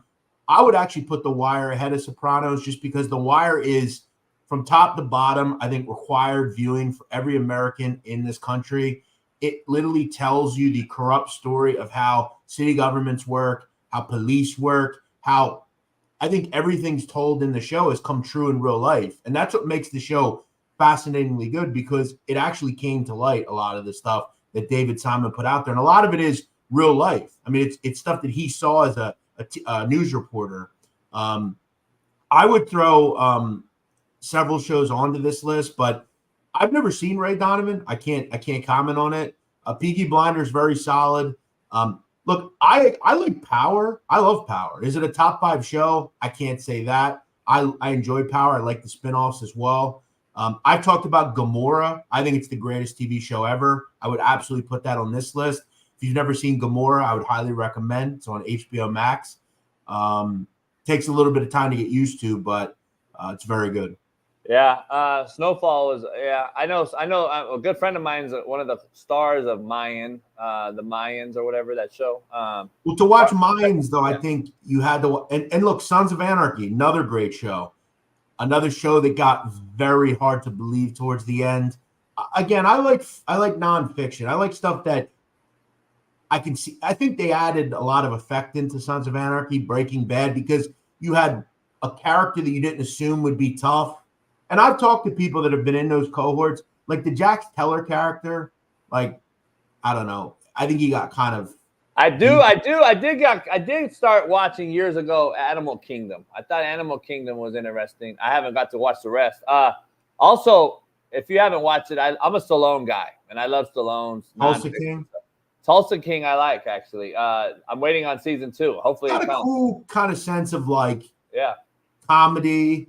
And look, I'm not a big Stallone guy, but he plays a decent mob guy. You know, he's believable for sure. Yeah, Some of those shows are kind of goofy. Yeah, over the top. Yeah. And it is an interesting, real quick, it's an interesting way to think too, because like, how would a mobster from New York go and like he's building his crew in like a really small city and he's trying to get with the times? It's Have you seen Mayor of Kingston? I have. I haven't got into that. I watched it and I just it has too much dead space for me. I don't know if I could dive into it. Well, I think one thing you have to remember with a TV show is the first season, per se, a lot of the time, is like the buildup. Like if you watch A Wire season 1, it's real slow at times, right? You're getting to know who Jimmy McNulty is. You're getting to know who some of the corner people are. And it takes time to get going. So you got to give some time a shot. Let's bring in one of our staples on the show, the Korean Cosell, the 6'1" Korean, our Miami Hurricane, and our boxing expert, Steve Kim. Let's welcome him in. Clap it up. Steve, you want to get up right now live and just tell Ryan Garcia's dad to eat a fucking dick up? Well, I don't think I have to ask him, but it is what it is. They have failed the test, and now the conspiracy theories are coming out. But look, there's going to be a B sample that's going to be tested, but I think a lot of things that are being said out there about how can you let a guy fight that pissed hot fight. Well, the processing takes a little bit of time in terms of the administration of the drug test by VADA and then the actual results being found out. And I find this to be all very, very amusing, but I will say this. So you have a guy that blew off weight purposely by over 3 pounds. So, you know, that right there is an advantage. And then allegedly you took performance enhancing substances in conjunction with one another. The word that comes to my mind is premeditated, and I'll just leave it at that. Interesting. I don't know if you saw the segment. I had Jesse Morse jump on just to talk about what the substance is, and he basically validated your point. He's like, you know what, you're responsible for what goes in your body, especially at this level, and you're not getting that from eating Wonder Bread or a potato or anything. That is coming from something. And that's exactly what D. Hopkins got cracked for the Cardinals a few years ago, the same substance. And it's something that people think they can get away with in the sports world because it's not a rub or an injection. It's still out there. And I know that Haney camp is coming out. Listen, the audacity, in my opinion, still. I get it. They're going to probably vacate the win and all that. I'm going to ask you that. You know more about that. But like Haney coming out saying like acting as if it was a drag out, come to the wire fight. Like you got your ass put down 4 times. Like you got your ass whipped. I just find it very interesting that if you're so much better that you got your ass beat and now you're saying that this cat, disgraced. Well, no, but the question is not the result though, Coach. It's about, am I going into this fight handicapped unnaturally? So, but again, Haney deserves a little bit of blame too here. They took the money to fight. They could have easily taken a stance. You're trying to cheat me. I'm out. So soon as there was 3 pounds and you kind of knew what was going on, you didn't ask for a second day weigh-in. You didn't ask for a rehydration cap. They really had a lot of hubris, bordering on arrogance that we could beat him under any circumstances. So, I don't look at them as being completely guilt-free here, but I think fighters fight so infrequently they can't pass up paydays. But this will be interesting. We'll see how much jurisdiction VADA testing has in this, who really adjudicates it. Everyone believes it's going to be a no contest. Again, I'm not sure about that. I really don't trust boxing.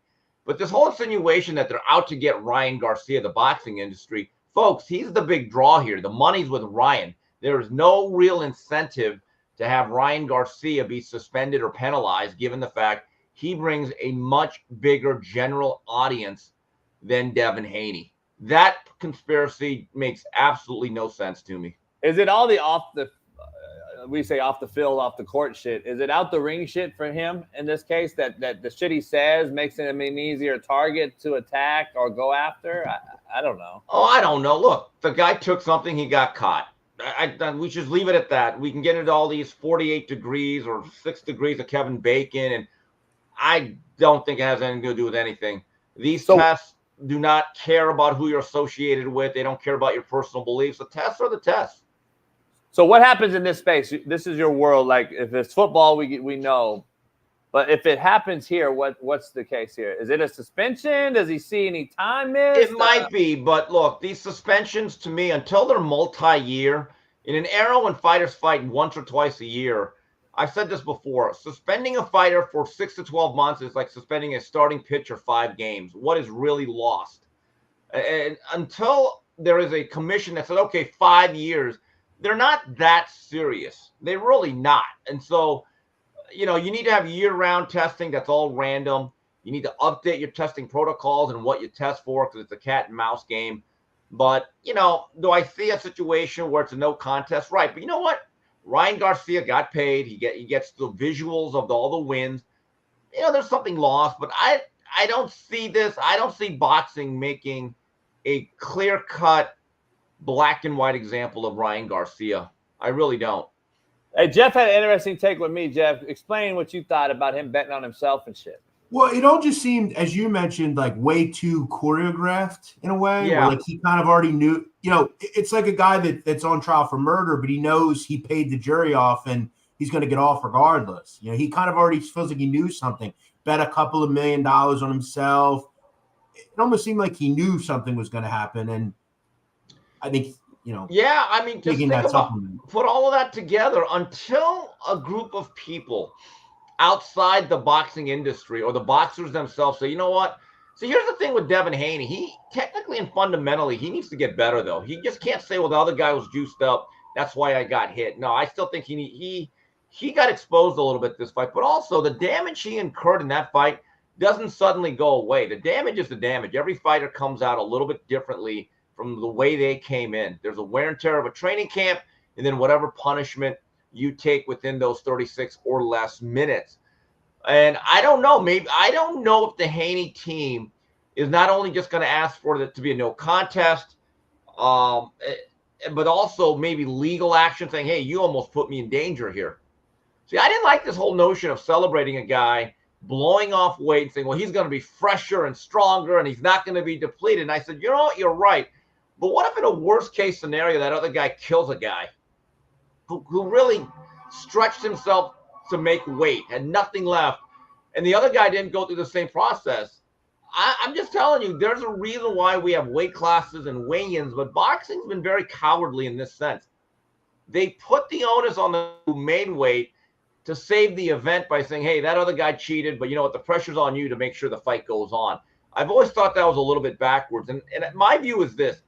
If a fighter does not make weight and the fight goes on, the fighter who is the offending party must weigh in the next day, because then you want to have a rehydration limit or you want to keep this within a certain level. That did not happen here because the Haneys accepted the money without asking for all the details, and that's on them. Money talks. I got to ask you, moving on, I saw you had Jim Lampley on you and Mario show the other day. You've had him on a few times. Does he bring still like insight that you just can't find most places? Well, he brings great experience, and he's kind of back in it, and he's certainly a respected, legendary voice, a Hall of Famer, probably the best blow-by-blow guy of my era. But yeah, I mean, he brings insight. But honestly, I bring insight. My own insight can't be beat, as far as I'm concerned. Look, there's no guest that I'm in awe of when it comes to boxing. I mean, that's just the way it is. I don't look at anyone as an exalted figure. I bring you on because I think you bring value to the show, and our audience would enjoy it. But am I awed by anyone's knowledge of boxing? Not really, to be honest. And I like Jim. I think Jim incredibly intelligent. But I'm not one of these people that fights for access. I think that's a big problem in media, that you need to have people to interview. I don't think we do. I think me and Mario can carry the show fine just by ourselves. I've always told Mario, don't ever worry about guests. Don't ever worry about having to get along with everybody. We're the show. We are the show. Other shows need guests. We don't. We need us. You're a professional. That's how it works, folks. This is how you create good podcasts. You have people that are professionals that know how to do things. They don't need guests to carry them. Well said. That's very well said. Hey, when Larry Merchant died, did we lose a huge? Well, he hasn't died yet. There's a scare. I actually had lunch with them last Friday. But when we lost Larry Merchant as a media member, I think we lost the last guy that had more or less the most unfiltered views. Like, look, we all have our favorites. We all have our biases. But the thing with Larry was he said things other people would not say. He would put himself and his network in rather uncomfortable situations. But that's what HBO allowed back then. What I'm seeing now, especially in the boxing media space, depending on who you work with, who you're aligned with, you're a little bit handcuffed. You really are. And I see it a lot in certain broadcasts. I'm like, geez, you guys are really selling something here. It's a hard sell, and I'm not buying. But that's the business. We all have to make a living. But with Larry Merchant, I don't believe could exist or be allowed to exist in today's space. Yeah. How about this? Let's dive into this real quick. I got to dive into this De La Hoya deal and Canelo beef. I don't know if you have insight on it. He's basically telling Canelo, I made you pay some fucking respect. And it seems like a little East LA came out in him yesterday a little bit. But Canelo's kind of standing on his business saying, like, you're a fucking shitbird. What is going on with this? I know you've had Oscar on your show quite often too. What is going on with this beef? Well, Oscar used to promote Canelo. They helped build that career. They guided it along. They were a promoter for much of the rise of it and also the apex. But then Oscar got sloppy. His own personal behavior, the way he conducted himself, it really turned off Canelo. And look, I think Oscar admitted I was not a great guy all the time. And I failed in my duties to lead this company and to, he would do stuff like blow off dinners with Canelo. And that's your main partner. And I like Oscar, but Oscar's hot and cold. When Oscar's on his A game, he's great. But when he doesn't show up for press conferences for 5-6 months at a time, you are doing a dereliction of duty. I'll never forget one time, one of their publicists who's no longer there called me to go to a press conference. And I said, well, is Oscar going to be there? Because Oscar does a lot more views and he says stuff that's interesting to the audience. And the guy said, well, I said, let me tell you something. If it ain't important to Oscar, it's not important to me. And he tried to tell me, well, Bob Arum and Eddie Hearn, they go to meetings too. And I said, time out. Everyone has meetings. All I know is that those two go to press conferences and give us good material. Now, when Oscar's at a press conference, you let me know. I'll be there. And this is what I did. I took a video clip that I did with Oscar and a regular fighter. I think it was Ray Vargas. The Ray Vargas clip did like 500 views on Twitter. The Oscar interview, which was like a 2-minute clip, did 40,000. And I took a screenshot and I sent it to people at Golden Boy. I said, guys, this is why you got to have Oscar do a job and show up. Okay? That's the truth. And they said, I'm not wrong. When Oscar is present and available, he's good. Now, neither of them lied. I think Canelo's been a little bit ungrateful. He's taken some shots at Oscar, and Oscar has a right to say, hey, kid, you. So neither is wrong. Neither is completely right. And both have a First Amendment right to state their feelings. No doubt. Let me move on. I got to ask you, stay in the boxing world before we talk some ball, before we get out of here. Appreciate you coming on with Jeff sitting in for Smitty this week. Let me ask you something. Mayweather, there's rumors out there he's stuck in Dubai and all these Free Floyd. Oh my God, it's terrible. Have you heard? Apparently, 50 Cent and him have some deals. Have you heard this? They're back in the ring. I think it got to right now because the money gone. Ooh. So the money's really gone. Yeah, that's what you think. It's get the money, spend the money. All that money. It took been 2 years. So is it just his overhead is so high on a day-to-day, month-to-month? Like I don't even want to talk about it. Like within lifestyle, that money's gone. Trust me. Now it's like you call him, he'll be at your local hosting in a nightclub because you need that action right now. You agree to that or not? Yeah, look, Floyd says he makes $300 million a month. Okay, so with that said, I don't think we have to supposedly start him a GoFundMe campaign to bring him back home for the big fight on Saturday. There's several rumors that have been bandied about why he's there. Number one is that he owes money, or number two, one of his associates owed money. Number three, that there's a jeweler that wants him to make some payments. Number four, there may have been some obligations he did not fulfill. All we know is that people like Gervonta Davis, who used to be associated with him, he's made it clear that guy's trapped out there. So I don't know. I just think it's really, really funny. But it's interesting that for a guy that's supposedly a billionaire, his endorsement deals the last several years have been very funny. It's like a local window pane company. He sells like one of those gel blaster guns. Like, it's not exactly Nike or Air Jordan or Apple that you're endorsing. So, and if you go on YouTube, I did a deep dive. If you put in the search bar, Floyd Mayweather scam, a bunch of videos come out, Jeff, about how he's like this crypto scam artist. Like, he's done these NFTs that have just lost 99% of their value. He's actually been banned from doing certain endorsements now. It's a very interesting situation about a guy that made hundreds of millions who just now is in this situation. But listen, I love 50 Cent. Like, I love everything he does. He's very funny. But I mean, at the level that Floyd is, you have to think that he has some sort of like generational wealth, right? Like with like businesses, real estate. I mean, has done something with that, right? Is it just he's not liquid, or? I think that's part of it. He does have a strip club girl collection, and go to the Yelp review on Girl Collection in Las Vegas. Wait a second. Wait, that's a great segment. I'm going to do that. Hold on. Yeah, I've heard someone read them to me one time. It was one of the funniest things. I know people that have been there.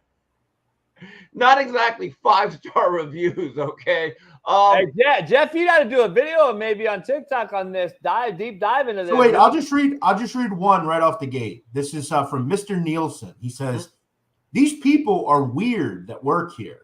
There's gay security people that work here. Try and touch on your private parts at the door. Had to check them. Very expensive place. Girls are lazy and negative. Don't want to give you dance unless you're shelling out $500 or more on them. Very bad energy at this establishment." Now, don't 50 Cent and Mayweather have beef? Kind of, sort of. They've had a very interesting relationship. Once they were very, very close. Old Curtis Jackson has said that we've settled it, but he keeps taking like these shots. To me, 50 looks at Floyd as a bit of a fool. And, and that's why he says these things. But yeah, Jeff, that girl collection, I've heard, is a very, very interesting place.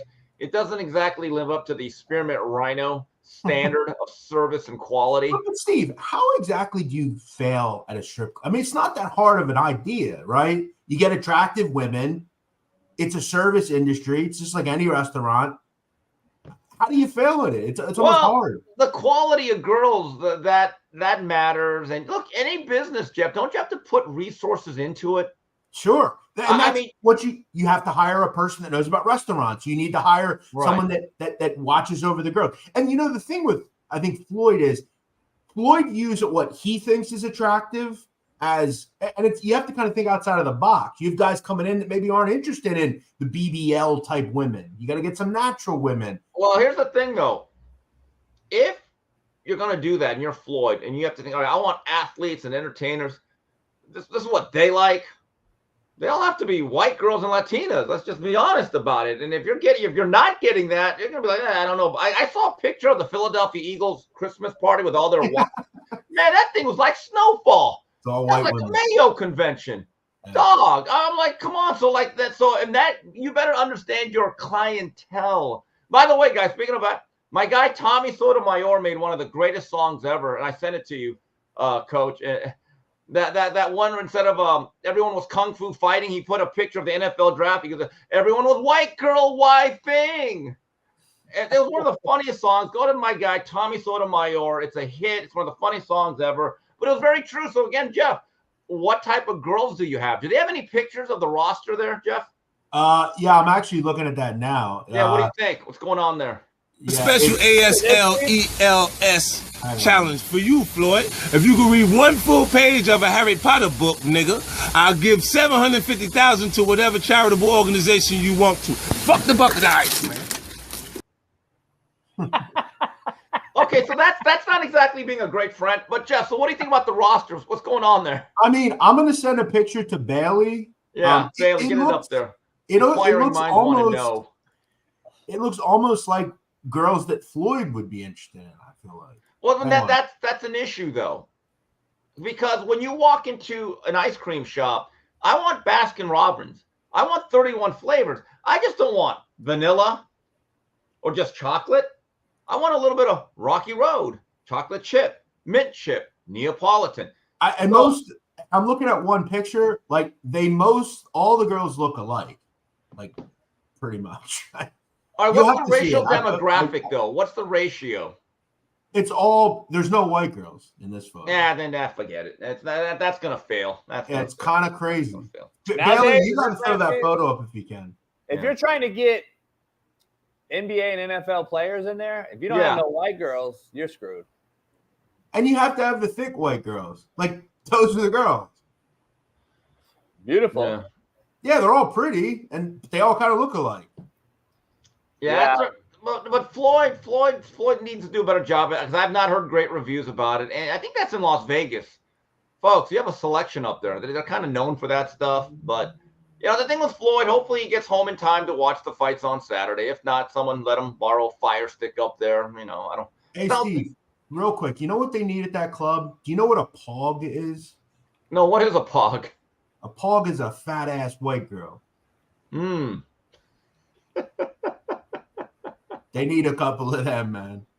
Hey, Steve, me. I got you covered, Floyd. I got a couple of them for you.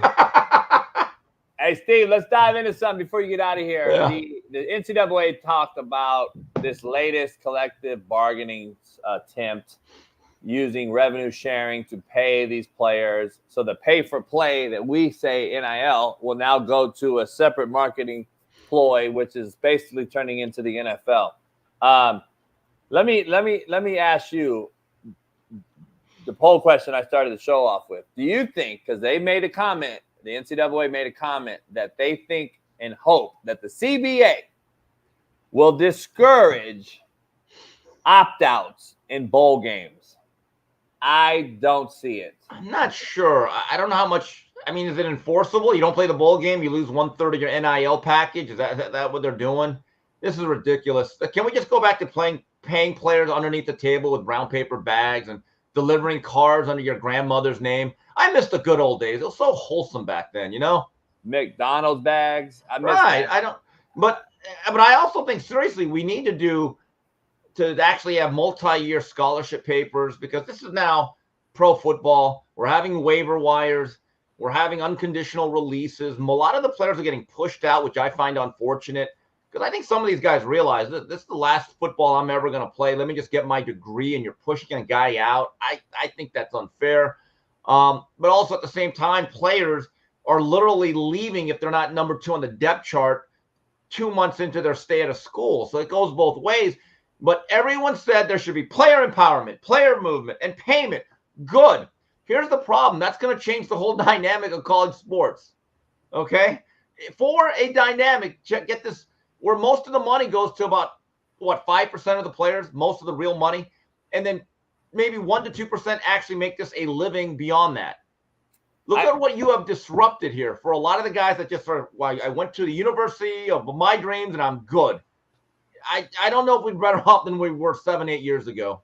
I think it's also creating a cesspool instead of a portal, because high school football players are really getting looked over and passed by, as well as junior college, for the portal, which I call the cess portal. I think that's what's happening. Now that the whole COVID thing is over with, if you're above the age of 24, 25, unless you're a Mormon and you went on a missionary, that's different. Get the f out. I don't want to hear any more 7th, 8th round or 8th year seniors. That's just ridiculous. Come on, man. Really? You got a 9th year player there in Miami. Right. And I want to be disrespectful, but I believe his playing time will be very muted. I'm surprised he's not one of the players that has been jettisoned or moved on, or maybe, I don't know, is even on scholarship. But he's got to be helping out with the program. He's got to be helping out referees. Right. Well, look, he's a Mario guy. He came in from Oregon, and maybe he's that steady veteran that you need.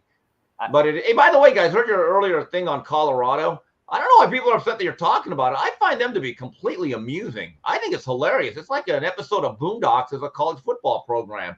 We got it really is. Or Soul Plane. We got a video. Hilarious. We got a let me see if I can get the video. Bailey, I don't know if you didn't get the video you said, huh? Let's see. Hold on. I got this video. I got a guy that hit me up, Steve. He broke a story yesterday. He wrote a story that Shiloh Sanders is done.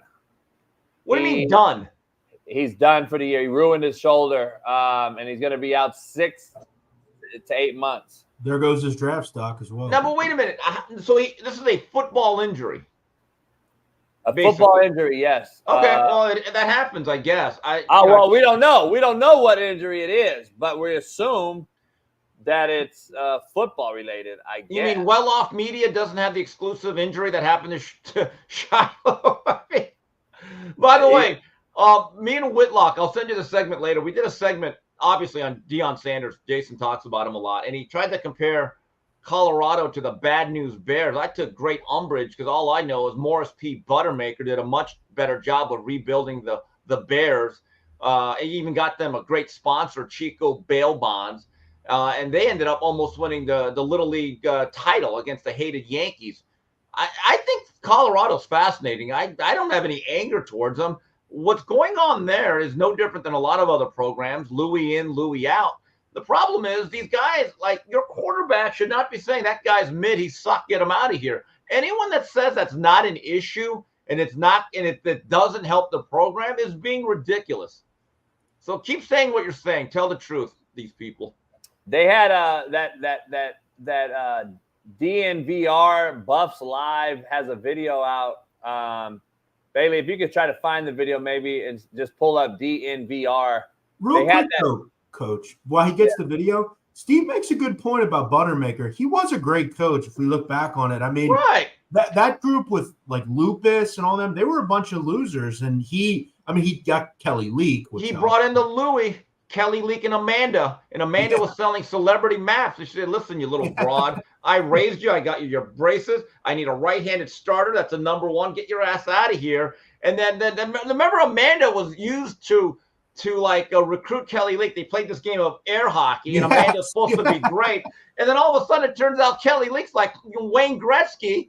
And then the Buttermaker's in the car saying, okay, what happened? I'm going out with the creep. And like Buttermaker was just inflamed by it. And I'm like, Amanda, you just could have you could have done other ways to entice the guy. But didn't they almost win without Kelly Leak, though? They almost did because I still say he was safe at home on that attempted tying inside the park home run. But it was a great movie. But even like the only guy that could really play on the original Bears was the black kid, Abdul. Remember Abdul? He was so bad in the first game. He thought he shamed his family and Hank Aaron. He climbed up that tree. Yeah. And Buttermaker, this is the leadership of Buttermaker, and something Dion could never do. He said, Ahmed, I thought about having you switch it, and you look so great, blah, blah, blah. And Ahmed just listen, I don't need to know your honky jive bullshit, Buttermaker. And Ahmed and Buttermaker just looks at him, Ahmed, we have enough. Well, I'll tell you who reminds me, though, the Yankees coach kind of gives off. Hated him. His wife was hot, though. I never realized how hot his wife was. Remember, he slapped his kid on the mound? I was like, yo, bro. Yeah, he completely embarrassed him in front of everyone. Right, and so the kid walks off. Yeah, and his wife goes, you son of a bitch. And she walks off. I was like, wow, she's hot. Yeah. She walks away in her bell bottoms. Yeah. So I told Whitlock, what an insult. Don't you ever compare Morris P. Buttermaker, who once struck out Ted Williams and cleans pools, to Coach Prime. Coach Prime's won nothing. Okay. Yeah, he was in the the Mexican League or something. Yeah, he was in the Mexican League. It's kind of a washout, and little Lupus would build him like martinis. That was great. He was a pool cleaner. He was a pool cleaner. He was good. In fact, Amanda was helping out with that. But here's the other thing: is Colorado football basically the soul plane of college football programs?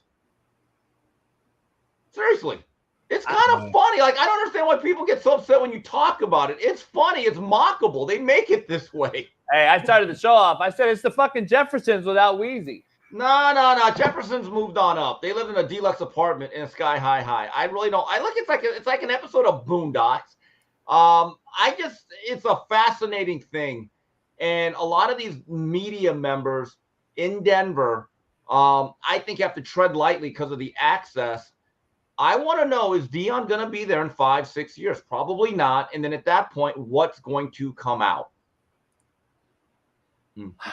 Yeah, I don't know, man. It's very interesting. I'm trying to get this video that just came out, and I got the video sent by my guy, but there's no link to it. Well, now they're saying in the chat that it's fake news. What's fake news? It's not fake news. They're standing on this thing, man. I'm just it's complete guys on their knees, like Drewski, who would be on his knees for Dion if he was asked. The cult of Dion is fascinating to me. I see it a lot in boxing with certain fighters, with Floyd. I've never seen it. Look, players are going to leave every college program. Even Georgia lost like 20 guys. And I'm thinking, wow, okay, that's just the way it is. But I don't see Kirby Smart saying, oh, man, you're average, young man. I don't see it. I don't see any other coach doing it. Well, that's the thing that I was saying earlier. Like, they always, for a group that says, like a family that says, we don't care about anything. We don't care about the haters. You seem to care a lot about the haters. Like, because you're always, like, in Twitter spaces and on Twitter adding them. Like, have you ever seen Nick Saban get on Twitter and start, hey, you sucked and couldn't last year? Or, like, it's just so lame. Nick Saban, I think, had a rule that during the season, we're not going on Twitter as a team. Smart. Yeah. That is discipline. And I used to argue with certain Miami fans saying, we can't do that. I go, why not? Are we serious about football or we're not? And I thought this is why Miami has a problem. We think we're a serious program, but if we can't get 85 young men during the season to not tweet, then we're not disciplined, and the results show. I mean, I still remember last year when Oregon beat them, and Dan Lanning's talking about, all they give a fuck about is clicks, and we care about winning, and that's when they were really outed as a fucking fraud. It was like, the game was Colorado State kind of uncovered it. They just couldn't finish the game. But Jeff and Coach, and you'd appreciate this, the same principles that won football games and built programs 50 years ago, which is discipline, structure, physicality, the admission of violence and execution that are very tough and hard, are going to be the same principles that win 50 years from now. And when you start trying to loosen these things and make it softer, and I get it, this is the player empowerment movement. If you look at the landscape of college football, it is still the most serious programs that are winning. Michigan had those values and principles. Alabama was always in the playoffs. So was Georgia. The ones I've always said, if you want to win in football, if it's only about fun, you're never going to win that much. That's the reality of it. Football is a tough, violent, hard sport. It's not always fun. It's not built that way. Yeah, I agree. It's interesting, Steve. I don't know. Where are you going to watch Canelo at? You want to come through or no? Yeah, we'll come down. We got some stuff going on. We'll hang out in the afternoon, and it should be an interesting fight. We'll see how one-sided it is. When is it? Saturday when? Saturday starts at about 5, so I'll be there in the late afternoon. We'll have some fun. Right. Perfect. All right, I'll cook something. All right, Jeff. Good seeing you, brother. All right, Steve. All right, see you later. Hey, by the way, Coach, there's a chatter in the chat, an idiot called Drewski, and he says, Oregon didn't beat us. Right. They fucking mollywopped, embarrassed, and pissed on your ashes, Drewski. That's what happened. What the fuck are you talking about? Did I miss that game? Did you miss it that night? They didn't have I think they had 30 yards with 6 minutes to go in the game. You fucking idiot. I got this video, man, but it's not a link or anything. So it must be on their YouTube that he screenshotted and sent me, because it's not out yet on their site, and it's not a link. I can't get the link. It won't let me. So he must have sent it to me like embedded, because it's not allowing me to share it to Bailey to download. But basically he's talking about it, about Shiloh, and he's saying, basically he said that his draft stock is going to be crippled. So I don't know. Sure. We got about a new guest coming on in about 5 minutes by the name of Dana, who played at Michigan State back in the day. Going to talk about a Dion situation in 2009 with the magazine and then transfer portal and college football stuff. He's an older gentleman, 63 years old. He's got a lot of insight. Interested to hear his take on this. I got to ask you, what do you think about this current college campus drama that's riddling the country, especially the left-wing colleges like UCLA, Harvard, Columbia? This kid right here is a Jewish kid who I've reached out to because he basically was being held from going into his class at UCLA, and basically started the largest pro-Israel campaign on UCLA's campus ever, and he's become a social media hero overnight.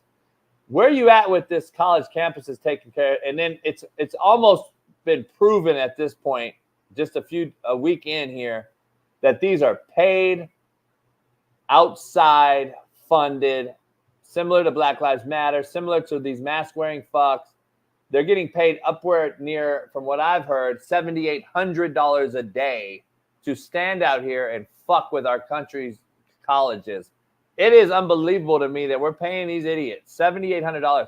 See, they're coming across the wrong ones, because I had Alex Stein on yesterday, a friend of yours and I had him on yesterday, and I was like, if you go to UCLA, I want to go with you. I want to take my homeboys, and I'm going to roll up there, and I want to see your $7,800 be used properly, because I want you to stop me from going into class, motherfuckers. I keep seeing the same little nerdy glasses wearing guys that they're attacking. Remember, you know who you're going after when you attack something or someone. Real recognizes real at the end of the day. I'm trying to figure out how UCLA, probably, I would argue, and I've been to a lot of campuses, the most gorgeous campus in America.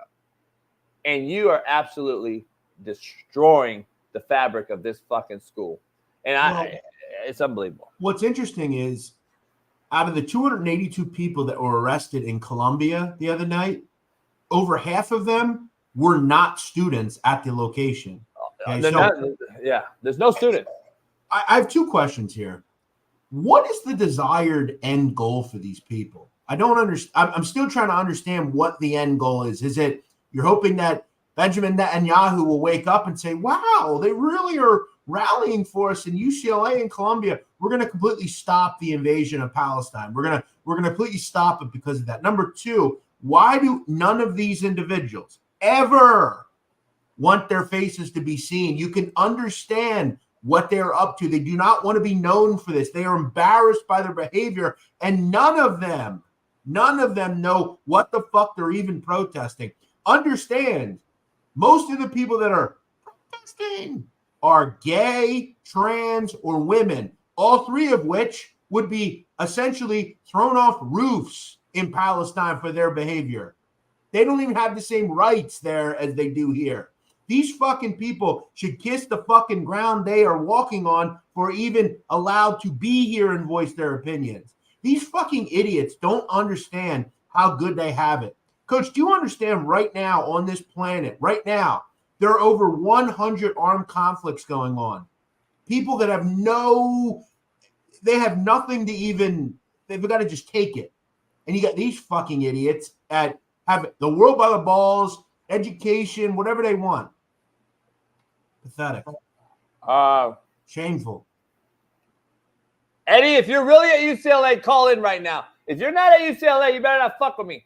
Call in right now. I want to see. They also have done GoFundMes that have raised $300K in a day.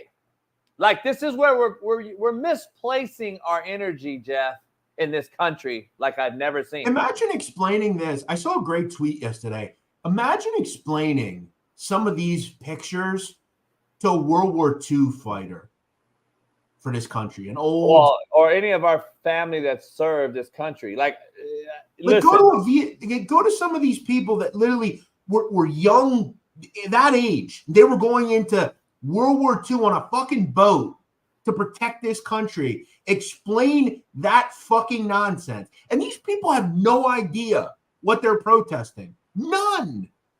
They don't know the difference between the Gaza Strip and the West Bank and Saudi Arabia. They don't know the difference between any of that. I want to ask you something. Like, we have lost ourselves as a country. We know that. But here's how disgusting it is. We're taking money to basically be communists as Americans on our soil. So we're basically fighting our own country's beliefs and what we stand for as a country, meaning freedom of speech, being able to move around freely, talk freely, do these things. And our own country's taking a $7,800 check to go out and ruin some sort of fabric of this country. It's fucking unbelievable to me. I find it that it's the biggest sellout propaganda movement we've ever seen. Like, I've never seen a bigger sellout. But you know movement. why? Because we allow it to continue to go on. We don't do anything about it. There's no, at every level of criminals doing crime, there is no catch and release, throw them right back. And you know what they would do in other countries if you do shit like this? I don't even tell you. If we were to leave this country, baby girl, and go there, we would be fucking castrated and murdered. I'm just telling you right now. But we're allowing it here. All the people that are, all those people that you were just seeing in that video you played, literally, these are people, transfer Palestine. Go over to Gaza Strip and start talking that stupid shit.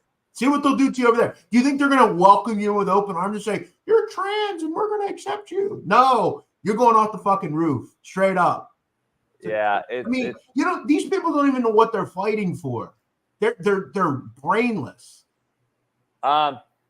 Let's bring in our next guest here, man. He's a Michigan State alum.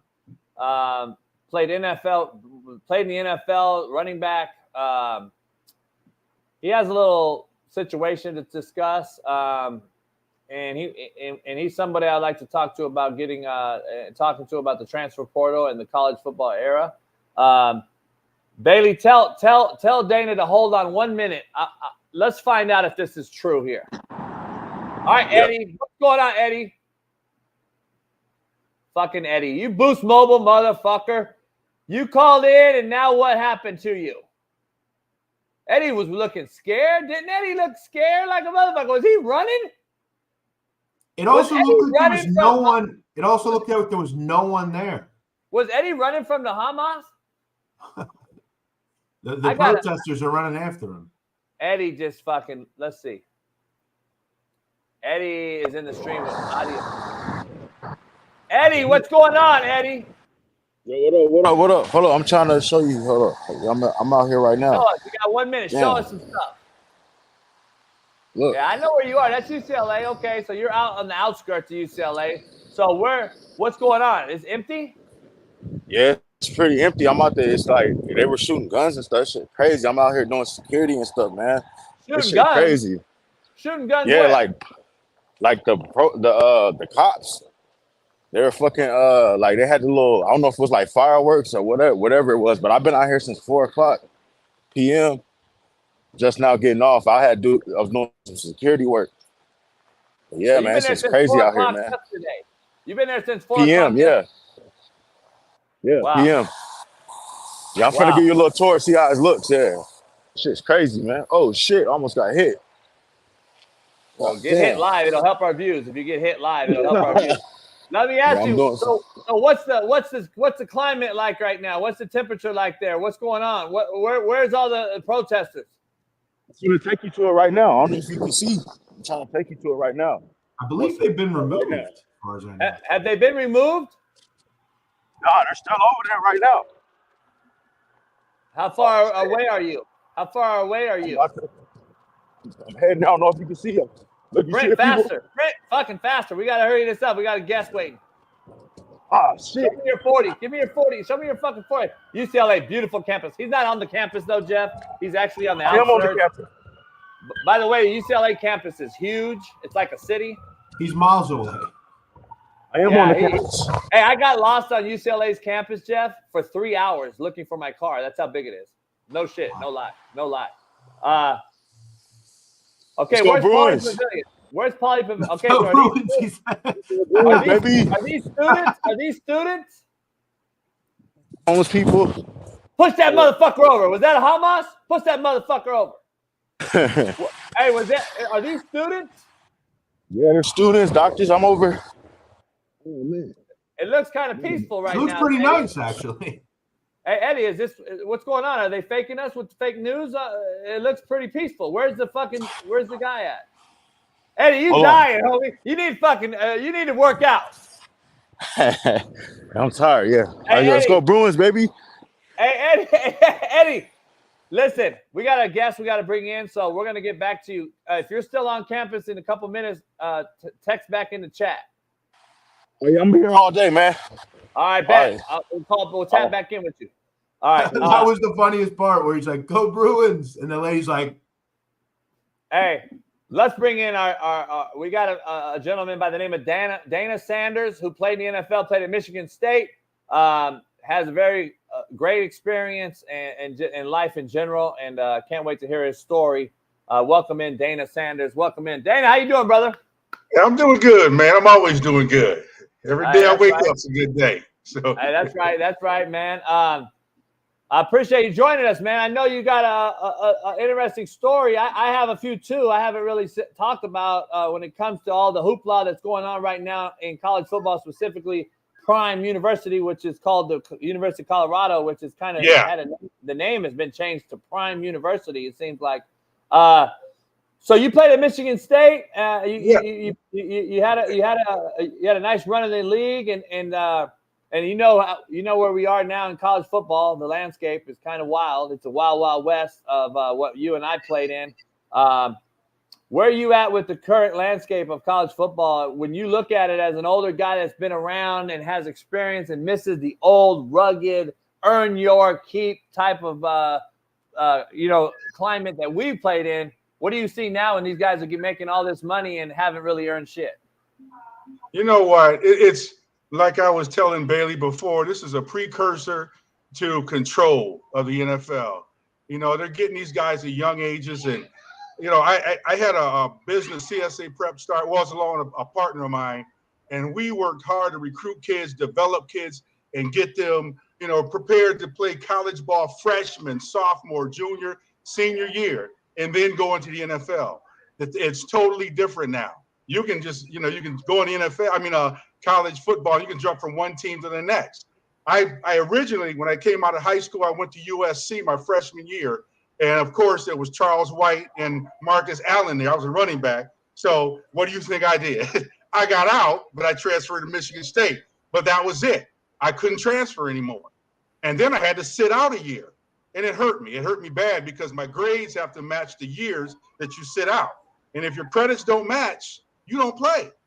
And I struggled with that. That's why I had a tough time getting on the field. So, hey, Dana, it made us really sit down with whoever, daddy, mama, shot caller, and say, you better make sure this is the move, because if you screw this up, you done. Like nowadays, they don't have that. They don't have to worry about, if I go there in 2 weeks, I'm gonna bounce anyway. Like there's no repercussion. There's no being held to the fire no more. Well, I teach at a school where I have a contract with Hillsborough County School System.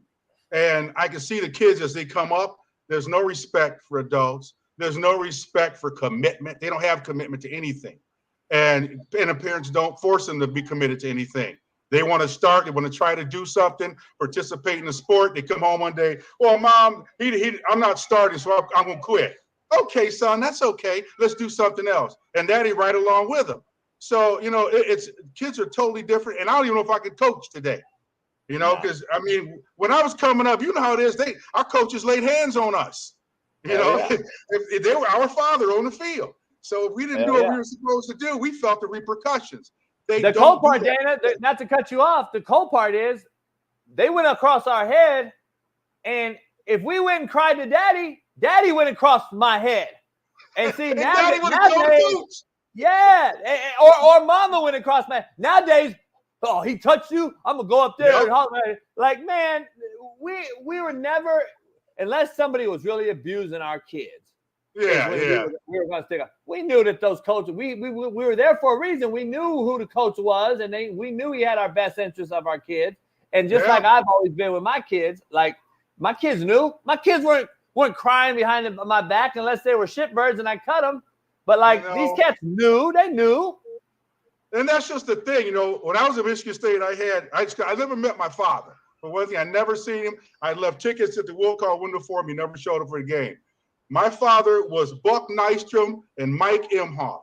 I don't know if you guys remember. Imhoff got killed down here in Florida. Imhoff was like a father to me.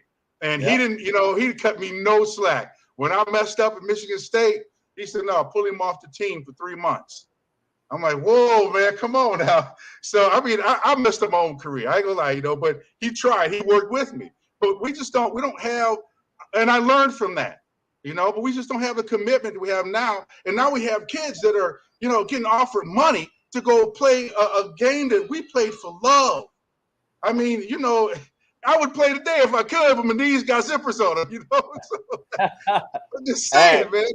It's crazy. And there's just such a separation in gaps as far as age. The young kids just don't know what they don't know. It's unfortunate. And they think we're the old heads on the porch yelling at the clouds and all this old shit they say. But they really don't have a clue what it really was like. And we were the forefathers that paved the way for these kids to be paid how they are getting paid right now. And yet they still lack common respect. That's the crazy part about it. And we see it in the world. Jeff here is in the true mob crime world. And even the kids now in the crime world lack respect for the OGs in the streets or in the hood or in the mob game. It's become, social media has become a comfort zone for saying whatever you want without getting hands put on you like we used to. Yeah. Dude. I'm just telling you. I haven't always been on this road. I spent some time in places I could not leave.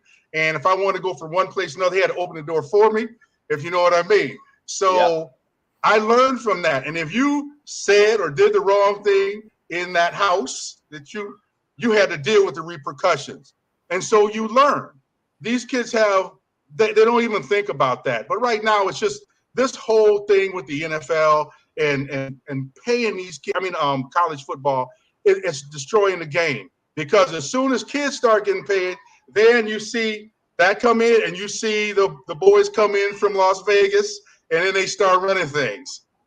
And I'm going to tell you, I'm going to leave it at that. I don't get, I know where you're going. Like Jeff's in the betting world too, and the mob world. Like it's tied in hand, especially I think this is getting bigger and bigger. I think it's getting even, it's getting more serious now. The kids just don't get it, man. They don't understand what's happening. Because listen, if I was 17 and I'm making more than my daddy, and let's just call the coach daddy in this instance, are you really listening to daddy the way you used to? Now, back in the day, we would have, because daddy would have still beat our ass if we had more money. Nowadays, though, these kids making more money than some coaches. A lot of them. Shaun Sanders made more money than his offensive coordinator last year at Colorado. What do you think he really was gonna? You think he was really gonna listen to the cat, Coach Lewis? But you know what? And the bottom line is that, like I said, I work in the school system and I watch this whole progression. How we were raised in school, we got paddled. You did something wrong, they had a big paddle with holes in it. With holes in it.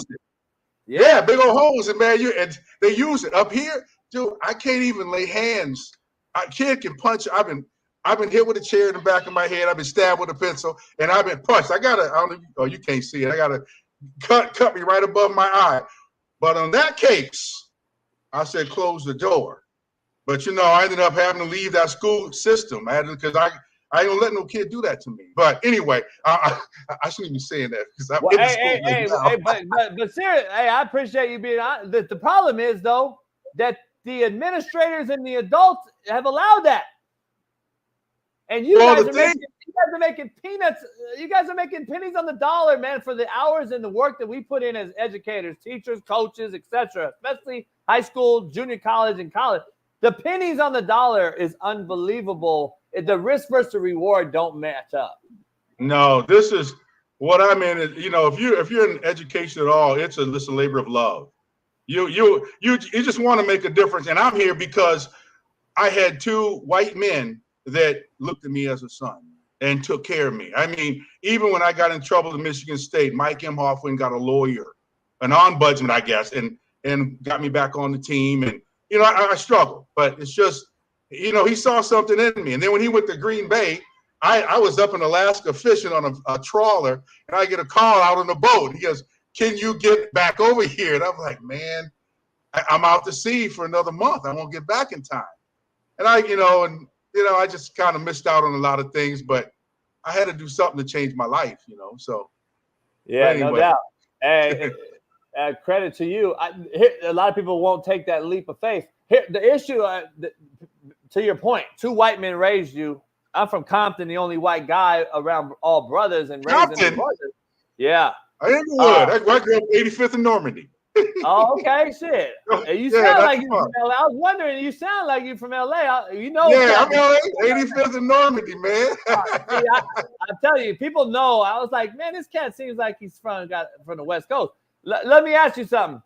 We didn't look at color back then. I don't know one player in a locker room that looked at the coaches like, oh, white boy, or you brother. Like, nah, I never seen. Nobody cared who was coaching them, and nobody cared who was on the team. Now, you may have had some riffs and beefs and shit like that. We all did.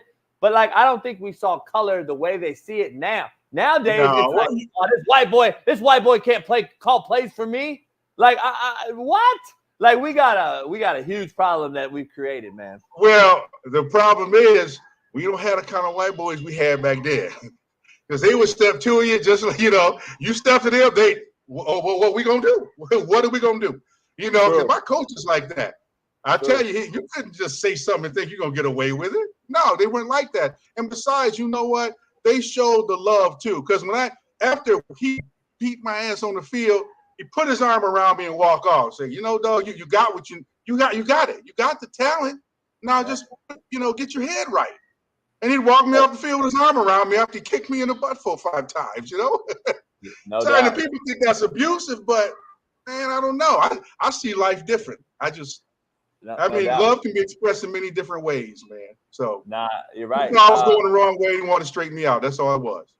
You're right. I got to get into. Let me get into this deal. So, in 2009 or something, I believe you had a magazine. You did recruiting stuff.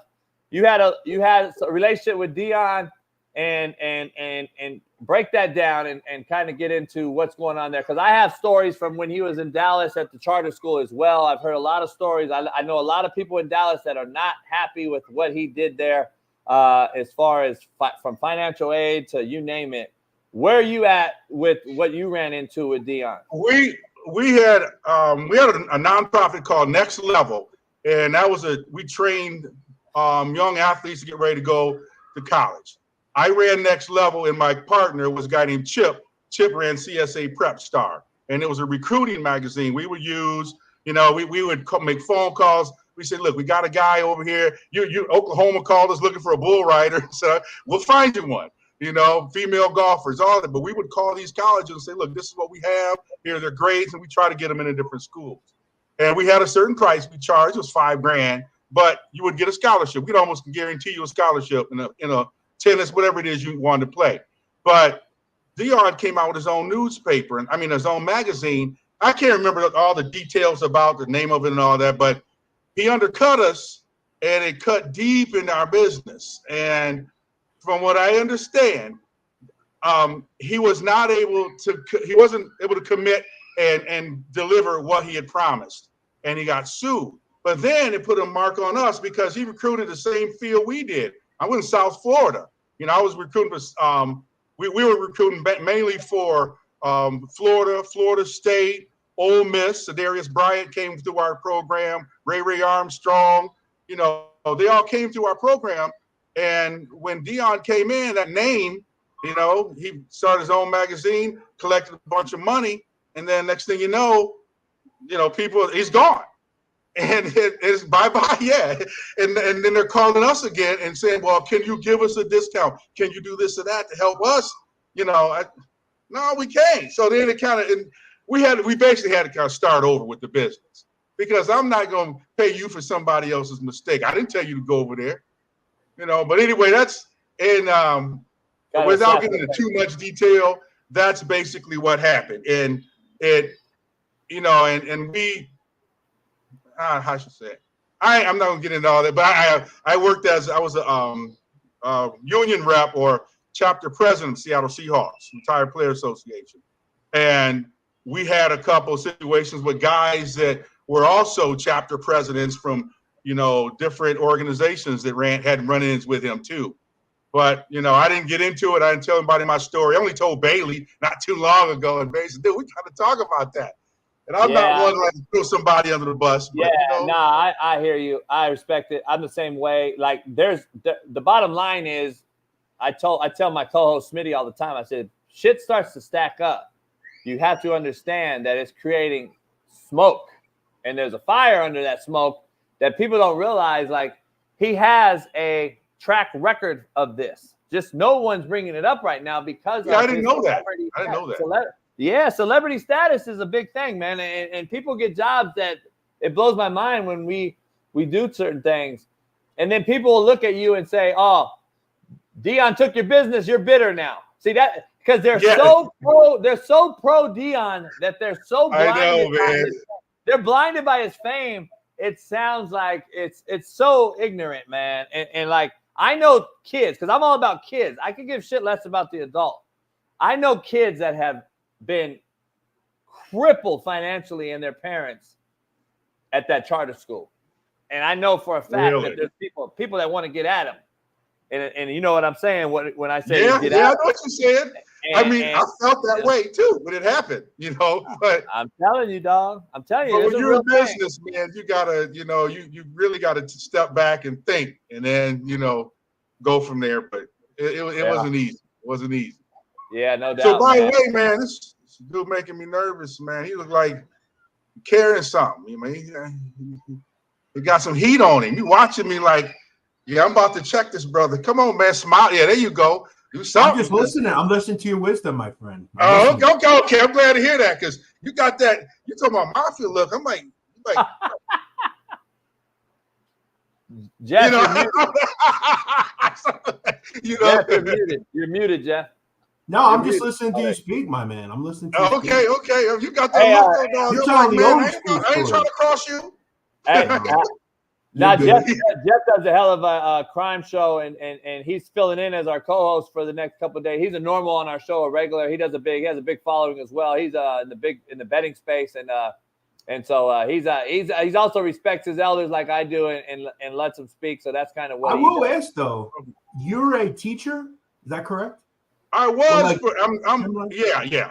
I was up in Seattle, and then I moved down to Florida. Now I had contract with the school. I work with kids. I don't teach down here.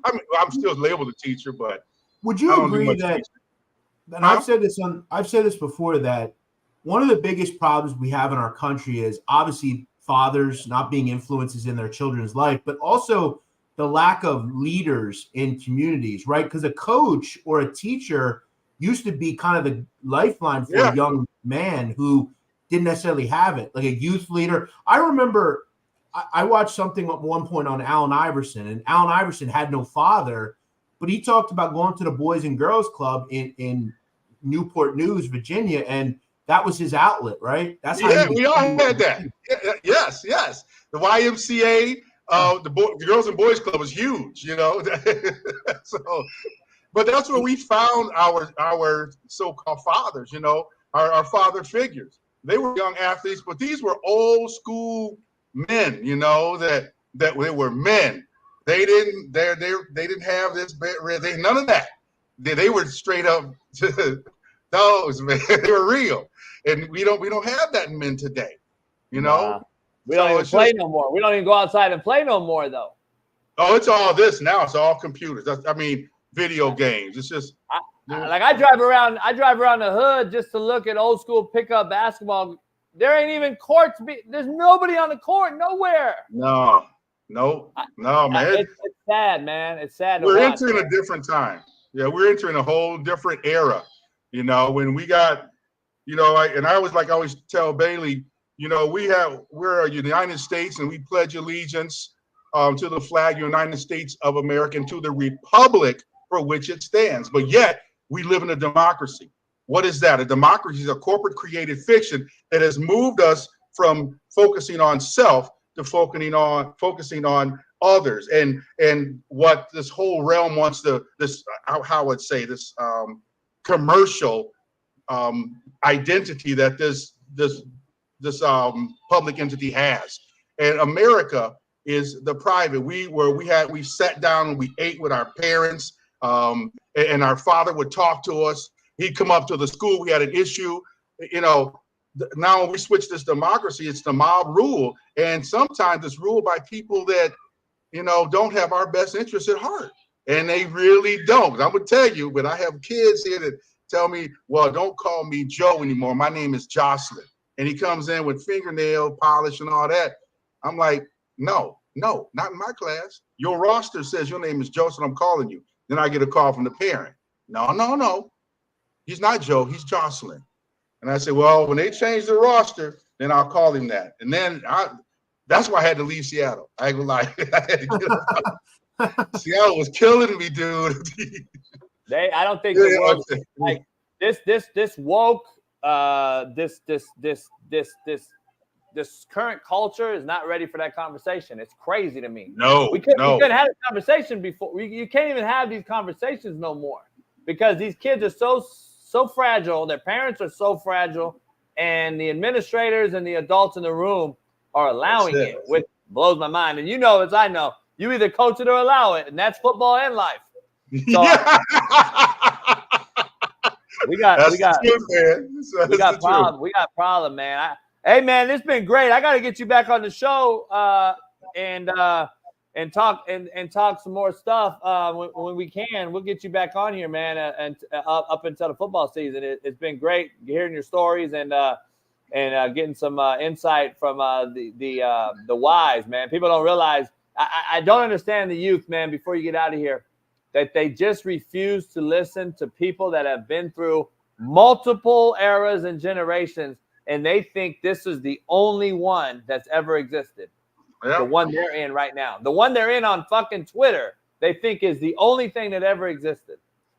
They're not taught to listen. They're not taught to listen or comprehend anymore. It's all about, you know, the glitter, the glamour, you know, how many likes you got and all this kind of stuff. I mean, I have my own channel. I never even ask for likes. It's just, I just want people to understand who you truly are and how, if you understand your life, you can make other people's lives better. You got a YouTube channel? Yeah, it's just Mr. D's Classroom. It's a little different. I teach people about, and you know, most people call it conspiracy, but I teach people how to pay bills with a bill.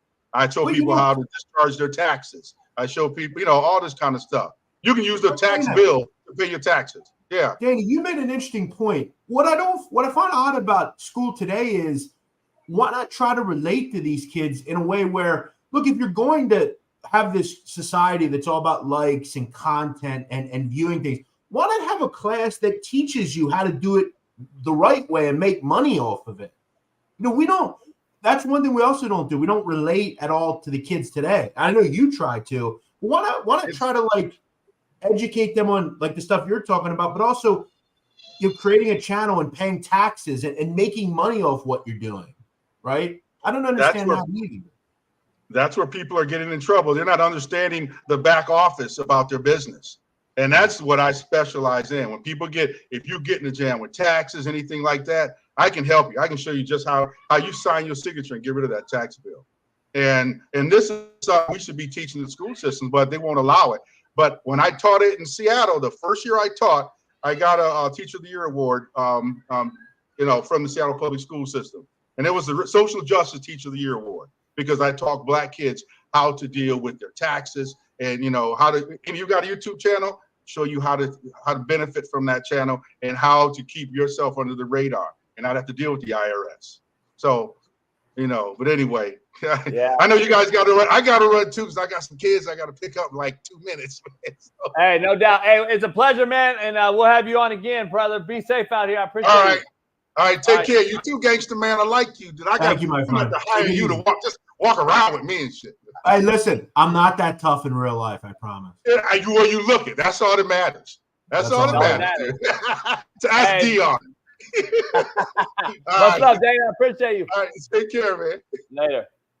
Hey, Coach, I want to say one thing. That was a great motherfucking guest, man. No doubt. Really good stuff. There's not a lot of men like that guy. Shout out to him. His YouTube channel is I don't know. Bailey, does he have a channel or is he just got Dr. Is it Dr. D's Classroom.com? Mr. D. I'm about to find it. I gotta subscribe to him. Choose to be happy on YouTube. Choose to be happy. Let's bring him back. We'll try to get him back in. Let's go to UCLA for a live update. Breaking news live update here. Look at my fucking campus. Look at my campus, Eddie. I want you to go clean all that shit up right now, Eddie, and pick all that shit up. It's the security right here. Dang, it's so crazy, man. So what's crazy? What's going on? All this graffiti messing up the campus. Like it's. Oh, here goes the police right there. I don't know if you can see. Oh shit! Damn. So what's going on? Your camera's shitty, Eddie, because you got Boost Mobile everywhere you go. Let me ask you, they've graffitied the campus? Yeah, it's graffiti. They're trashing. They got the police presence right here. Oh man. Are they still protesting? Yeah, they are. I can't see anything on mine. Is that cops? Yeah, these are cops. They don't look like cops. They look like campus security. Is that campus security or cops? These are cops. I mean, so Jeff, give us some insight on this. This is what you do. Is this not terrorism at its finest? Well, I think it would be definitely. I mean, I don't know. Supporting terrorism is a bit of a stretch. I mean, they're not telling people to go out there and commit atrocities on behalf of a foreign organization. It's not. Sadly, it's not illegal to support, the ways of those types of people. It's not illegal to support the Ku Klux Klan. It's just not. I mean, but once you let me. It might ethically be wrong, but hold on though. There has to be something. It's vandalism then, which is fine. It's a jailable. It's also trespassing. You're violating orders of to disperse. There's a lot of things for sure. This has to be vandalism at the least. They should all be arrested. Anyone that spray painted on this public school UC system in California is a federal offense. I'm looking at it right here. So they basically are vandalizing a public campus on a state-funded school. This is a state-funded university. It's not private. So it's not USC. USC is private. So this is disorderly conduct, vandalism at the least, correct? And trespassing. But they would have, but again, they would have to prove, and that they would only prove that by arresting the guy of, are they actually students? Because they're blending in. It says students, right? We don't know if they're actually students or not. The protest. Yeah. Who's that, Steve Kim? Oh, this library? Yeah, he's saying the protest is at the library. What's going on here? What's been going on? We got inside research going on. Eddie Mayweather down on the ground, grassroots on the ground, giving us breaking news. See, what Coach you should be doing is you should send someone over there like this guy and have him just interviewing people, like man on the street shit. Eddie, I'll give you back your 99-cent donations to us if you go and just start interviewing randoms. I want you to get a Hamas on there though. I want to fucking motherfuck this motherfucker. Get a Hamas on. Who's this? Get this motherfucker. What's going on? She has no interest in speaking. I want to know, can you find Eddie, if you find a Hamas, I'll send you $100 today. If you go find one of these protesters, go find one of these fucking Hamases or these protesters, I want you to go get him on the horn. Say, hey, man, what are you doing? We want to talk to you. All right, hold on. I got one right here. Yeah, let's go, Eddie. Yeah, how you doing, sir? What's going on here? What's going on with the protests? He ain't speaking. None of these people want to speak. You ever notice that? Hey, Eddie, he's not speaking, Eddie. Ask him how $7,800 checks going from my fucking taxpayers' money, motherfucker. I just want to know it's for college research, man. It's for college, bro. It's not what you think, bro. Yeah, don't worry about it, motherfucker. Give me your $7,800 check. You fucking shitbird. You lucky I ain't up there, motherfucker. Yeah, he got upset. Yeah, fuck him. piece of Yeah, shit. they never want to speak. You ever notice that? What's Weird. going on? It's for my college research. I'm trying to figure out what's going on. Who are these guys? Are you They're guys protesters? Are you the protesters too?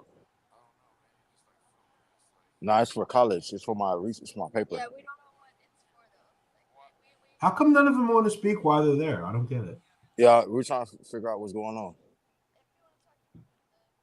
It's for my college class, for my paper. All right, seems like we're not chilling then.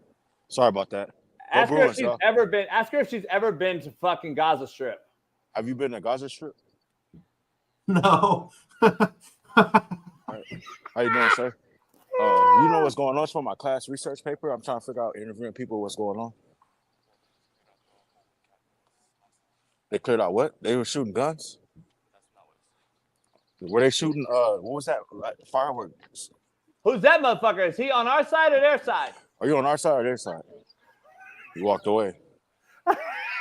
Eddie's good. Eddie, we gotta get you paid, Eddie, doing this. No, Hey, you good, man. I we love gotta the do show. this. I wish you had better. Hey, Coach. Yeah. I would just advise him he shouldn't be. I mean, California is a two-party consent state. They have to be told they're on camera. I know. Yeah, I know. That's what he said. It's for my final. I'm just. They have to be told they're on camera. That's illegal. Hey, bro, I didn't say trash, bro. Yeah, I got some issue. I didn't say trash, bro. It is, bro. It's for my final paper, bro. It's for my paper, bro. Cut this off. It's for finals, bro.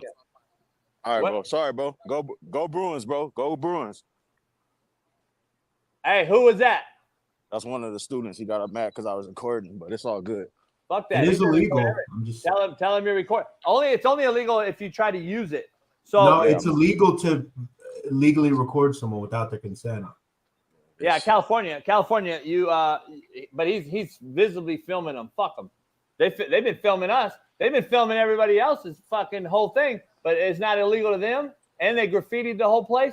So what are these dudes doing? Hey, Eddie, give us an update real quick. Are these guys sitting around doing nothing, just making shitty ass campus, or what?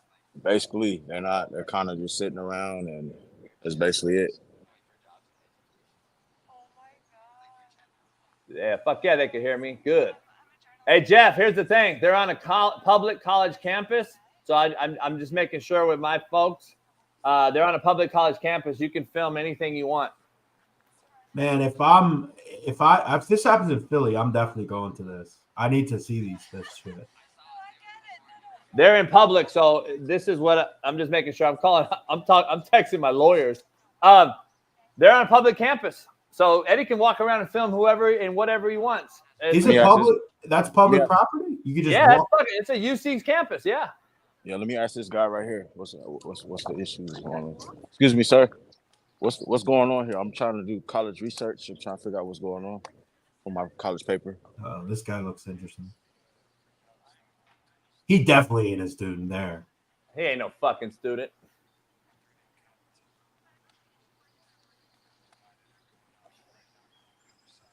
The police are?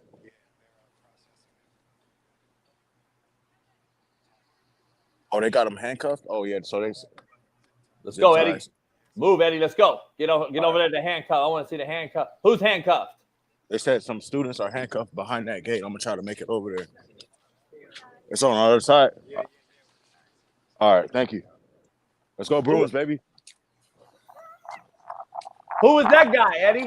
I guess he was a student. Definitely. Let's go, baby. With a rag on his head. A UCLA student. By the way, UCLA is so fucking hard to get in. This motherfucker got a rag on his head. Motherfucker got a do-rag on his head, gangbanging. Somebody go to UCLA. So there's cats just floating around here, sitting there waiting for what? I don't know. I'm about to follow these waiting to police. get their marching orders. Let me follow these police guys. I don't know, Jeff. I don't know if you've seen latest couple TikToks of a guy who's claiming that China and Hamas have become they're unionizing together because China's paying the Taliban that we've fought for the last 40 years. through TikTok messages. And I'm hearing that this is becoming a big thing. They're building bridges and they're funding the Taliban. I don't know if you've heard this. Wouldn't surprise me. Now, they've been doing it for a while, I guess. I'd have to look into that. I've never heard that. So who's walking ahead of you? It looks like they're all wearing the same thing. What's going on with that? It's police. Oh, that's I'm going police. to take you to the zip ties. What's up, baby? What's going on? Who's trashing your stuff?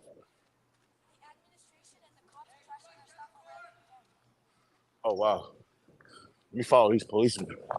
What did they say? They said the police are trashing their stuff. The police are? Yeah. Good. Them motherfuckers had those rags on their head like they are over on Gaza Strip, homie. And you I will say I have those myself. They're good for working out, but I hear you. They all have them on. They're all the same color as well. The cops ain't gonna let you get too close. Don't catch a case, Eddie, over this. Yeah, he's a little too close. Has the cops said anything to you? No, they haven't said anything to me. Let me ask this guy right here. Oh, man. Hey, excuse me, sir. Excuse me. What's going on? Look at this fucking guy. You just got here? Yeah, that's for my cops. I'm sorry, bro. Go Bruins, baby. That's his worst. Who? Hold on. Who's wearing that? Who's wearing that walking around UCLA? I'm disgusted, homie. Like, what the fuck's going on? Yeah, I'm trying to take you to. They got like a whole bunch of students handcuffed on the other side. Students or protesters? Students and protesters. So I heard some cats came up there scrapping yesterday. Some cats from the hood rolled up there because they beat a woman. They beat a woman, Jeff. I don't know if you saw that. They beat a woman unconscious. And some cats from the street came up there and started wrecking shop. No shit.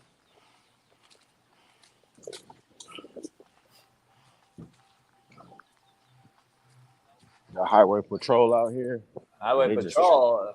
They just trashed our whole campus, man. Thank you, sir. And this guy's out there with a picker-upper picking up that shit like it's like only one place. This is unbelievable, man. This is so unbelievable, man, that we've allowed this to happen. And they got security, police all lined up right here. I'm about to show you the students that's handcuffed over here. This shit is unbelievable, Jeff. On our college, this is not over. This isn't a third world country, Jeff. Not yet. This ain't a third world country. Like, this is our fucking, like, I grew up on this campus, going to but where? But this is the $1 million question. Where is the president in all this? Is he ever going to come out and say, "Hey, you shouldn't be doing this"? You're talking about our president of the free world, Biden? Yes. Exactly my point. I've been asking this for a long time. Where the fuck is he? When is he going to discuss this? You know why? Because he doesn't want to take the questions, Jeff. Are you paying $7,800 to these motherfuckers? Are you paying? What is going on, President Biden? Where are you at? Yep. 100%. By the way, Jeff, this costs money to have police there. You know why? And by the way, if you don't know how the state of California operates, a California Highway Patrol is allowed to arrest you on certain city streets if it's a highway in California, like Pacific Coast Highway is considered a highway, even though it looks like a street. Crenshaw Boulevard is considered a state highway. Highway Patrol can pull you over. Highway Patrol can't pull you over on a regular city street in California. They have to have a cop or a sheriff. That's why you saw Highway Patrol, because this is a state-funded place. So Highway Patrol is being asked to come here. That means they're either out of resources, Jeff, as far as normal police, or they needed Highway Patrol to come in and help out because they just lack resources. I'm disgusted right now. I'm going to be honest. Yeah, but Big Dave, I still wouldn't record people without their consent. It's not hard to understand. You could do it. I just wouldn't do it. So do what you want. Hey, I love this show, man. Hey, it's the best show on the internet, man. Fucking love the show, man. Thanks for keeping it real, JB. Hey, Eddie, thanks for doing this, Eddie. I appreciate you, man. You got some brownie points for doing this. Stay safe out here, man. We're going to end the show here in a minute. Stay safe. If something happens, call back. All right. All right, then. Peace. Bet. Peace out. Later. Nice work. Unbelievable, man. It's unbelievable what's happening right now in our country, Jeff. I don't get it. I really don't. Listen, guys, go ahead and record anyone you want. I wouldn't do it. It's just my opinion. Do what you want. You're going to run into some problems recording people, though. Hey, Jeff, you brought up a very great, valid point. I'm just saying. It's not admissible in court. You can't film anybody in California. And if I recorded you audioly and I didn't tell you, it's a felony. Some of you fucking idiots will clearly be dominated in an interrogation room. They would just wipe the floor with you. None of you know any fucking rules. And listen, do it. I'm just saying you can run into some problems. That's all. You're not the press. That's the difference, Daniel. You're not the press. Yeah, it's trust me, I've had lawsuits against the press. They're almost. And what do you get out of it? You're the same fucking idiots that can watch a girl get beat up and you'll stand there and record it. Like, why, instead of recording it, why don't you fucking do something about it? You're not a fucking reporter. You're not Fox News. Yeah, it's unbelievable. I'm kind of just shocked at what we've allowed on our college campuses, man. This is like one of the most renowned places on planet Earth, man. Like it's UCLA, like John Wooden. What do you think of this? Think about this shit. Like Terry Donahue, I just the shit to me blows my mind. And by the way, it's one of the most highly regarded academic institutions in the world. And they have probably the best doctors in the world at UCLA Medical Hospital. They're one of the most world-renowned hospitals in the world. And we have this going on. By the way, it's in Westwood, Jeff. This isn't in downtown. This isn't South Central LA where USC is. This is Westwood. They are connected to Beverly Hills, Jeff. It is connected to Beverly fucking Hills. Like, this is where all the stars that everyone in this chat looks up to and watches their movies. Everybody lives right up the Rodeo Road and Wilshire Boulevard. They all live right there. This is where what are we doing? But as long as it doesn't happen on their street. Exactly right. Because like nobody cares. That's the thing. Nobody cares. Like this is where, OJ was right up the street with Nicole Simpson. Yes, that's where they are. Brentwood, right there. This is Brentwood, Beverly Hills, Westwood. It's all together. It blows my mind that we've allowed this. And guess what? We're all the rich people that bitch and moan about having a fucking black neighbor or having some fucking, where are you at now, motherfuckers? You got some fucking cats fighting. Where's Newsom at, by the way, our fucking governor? Where's this fucking shitbird at? Like, it's really sickening, dog, to see what the fuck's happening. I'm just gonna be honest. I don't get it. Let's end the show with the top 5, Jeff, for about 5 minutes. Let's get back to Vaughn Johnson. Drop Vaughn Johnson the fucking link right now. Motherfucker wants to talk tough. Drop the fucking link for this bitch. Who? Vaughn fucking Johnson, whoever the fuck he is. Drop the fucking link, bitch. Go ahead. Drop it for this fucking motherfucker. Talking all this tough shit. You'll dox me? What were you gonna dox me on? You show up at my house, bro. Knock on the door. You're welcome to it. I'll be waiting on you. Come on over. We'll do a little after-hour show with Jeff. Jeff, you got 10 minutes? Yes. All right, let's do some things. I got some questions for you that I want to ask you before we end the show on our top 5 and our bottom 5 draft picks of the draft. I want to get into a few questions. All the ladies in the chat, stay tuned. I want to get your guys' information. Vaughn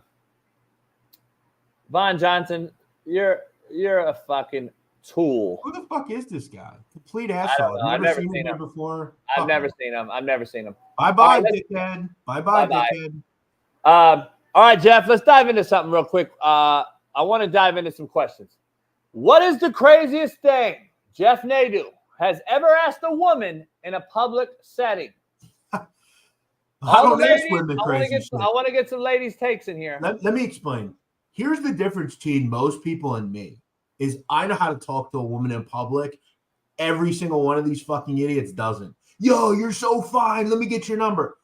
Bro, calm the fuck down. Calm the fuck down. No woman likes that. No woman likes that. None. They don't like it. The new thing is, Lucy and all you guys, the new thing is this. Hey, just DM me. Let me get your Instagram. Yeah, it's Like, weird. You what? gotta walk up and ask them, ask them something. Yeah, yo, the DJ's fired tonight, isn't he? Or like, yo, your earrings, they look great on you. What do you do? These fucking guys are so weird. Like they act so bizarre. Yeah, I'm like zero game, Lucy. I agree. Men have zero game because I think it's because they'll just DM somebody. They don't want. They're not gonna even go in public. And then if you see guys and girls in public now, back in our day, like we might take your broad. It was so aggressive of approaches. Nowadays, motherfuckers they don't give a fuck. They just sit around like, oh, let me get your DM. Let me DM you. And I'm like, damn, what's really going on here? But it's just like, if I'm a woman, I would be like, who the fuck are you again? Like, why are you even? No, I'm not going to follow your 60-ass follower Instagram. Like, what the fuck you on about? Like, get the fuck away from me. Like, why not go up and act like a normal person? Like, so what's the craziest thing you ever asked a woman? I don't ask women crazy shit. In a public setting. Nothing. You never said, hey, girl, that your man over there? Can I still talk to you? No. Anything like that? Listen, let me explain something. I treat women the same. I'm very respectful. I never treat a woman out of line. I'm not going to disrespect a guy. I'm not going to do that. Me either. I might have said at one point something a little. I don't say crazy shit. I'm very reserved when it comes to women. I'm never going to act like a clown in front of a woman ever. I'm gonna be honest. Back in the day when I was young and dumb, I would just. I guess it's crazy. Back in the day, I thought it was normal. I'd be like, "Hey, girl, you want to fuck?" Like I just asked her straight out. That was how I was. All right. What is the only thing Jeff Nadu won't do in public with a woman? Won't do. Like I would never like go out of the dance floor and like dance with a girl. I ain't doing that. Like I don't do shit like that. I think you have to maintain a certain level of like, and I'm not saying men that dance with women aren't corny. Like I'm not saying that. But there's a difference between like a girl, you're against the wall and a girl's just like up on you. The difference between that and like you're out on the dance floor, like pretending you're, John Travolta in Saturday Night Fever. You know what I'm saying? Like I'm never doing that. I would never do that. Are you like I would not even go on the dance floor, but if I was sitting down on the dance floor, I'm just sitting there. I'm standing there, probably like drinking. See, I would never go like this is one of the reasons. Like this is why I grab a table because I don't want to stand out there with all them undesirables. Like I want to be hanging out, like on the ledge, chilling, just watching everybody. Yeah, I agree. I'm the same way. There's no way I could do it. Yeah, that's a good one. I wouldn't dance with anybody either. All right, here we go. Is Valentine's Day, Jeff, the dumbest holiday for men? Number one, that's the question. But listen, here's my statement. Why do we act like we care about Valentine's Day, men? The women want candy and flowers, etc., but they want that shit every day. So why do we have to fake like we really care so much about this made-up fake holiday? What do we get that's equivalent to a Valentine's Day? And I better not hear Father's Day because mothers have Mother's Day as well. So what day is equivalent to men that women have Valentine's? What is equivalent? Do we have an equivalency? No. I want a woman to just send me something one day like, hey, come on. And I don't know what we would want as men, Jeff. What would we even want that's equivalent to Valentine's Day? I got to ask Leah and Lucy and baby girl. Valentine's Day to me is like the biggest. I think we fake it so hard. But see, this is why you date a certain type of woman. Because like a Latina girl, she's always going to treat you like it's Valentine's Day. She's going to make you good food. She's going to do what you want her to do. I think it's some guys just messing with the wrong women, But yeah, it's a marketing thing. There's no reason for it. Like it seems just like it's another money grab day. And nowadays you'll have a woman ask you for, Leah said scam. Hey, Leah, nowadays though, these young broads will ask the guy, hey, just cash at me. That's now new Valentine's. Cash at me. Like if you really have a true gentleman that wants to do so, they're gonna like probably, I don't know, they're gonna go all out for the women on a regular basis, I think, right? Not just Valentine's Day. I don't know. Like I think Valentine's Day is a very overhyped deal. All right, let's do some hell yeah, hell no, and then we'll end the show on hell yeah, hell no. Let's do some bottom of the barrel, top of the world, top 5 draft picks this year. I'm gonna do bottom of the barrel as my worst 5 of the year, and I want to see what Jeff has to say. I'm going to go with Drake May at number 5. Not a fan. I think he's going to be a bust and a hype. Bo Nix right above him at number 4. Worst draft picks.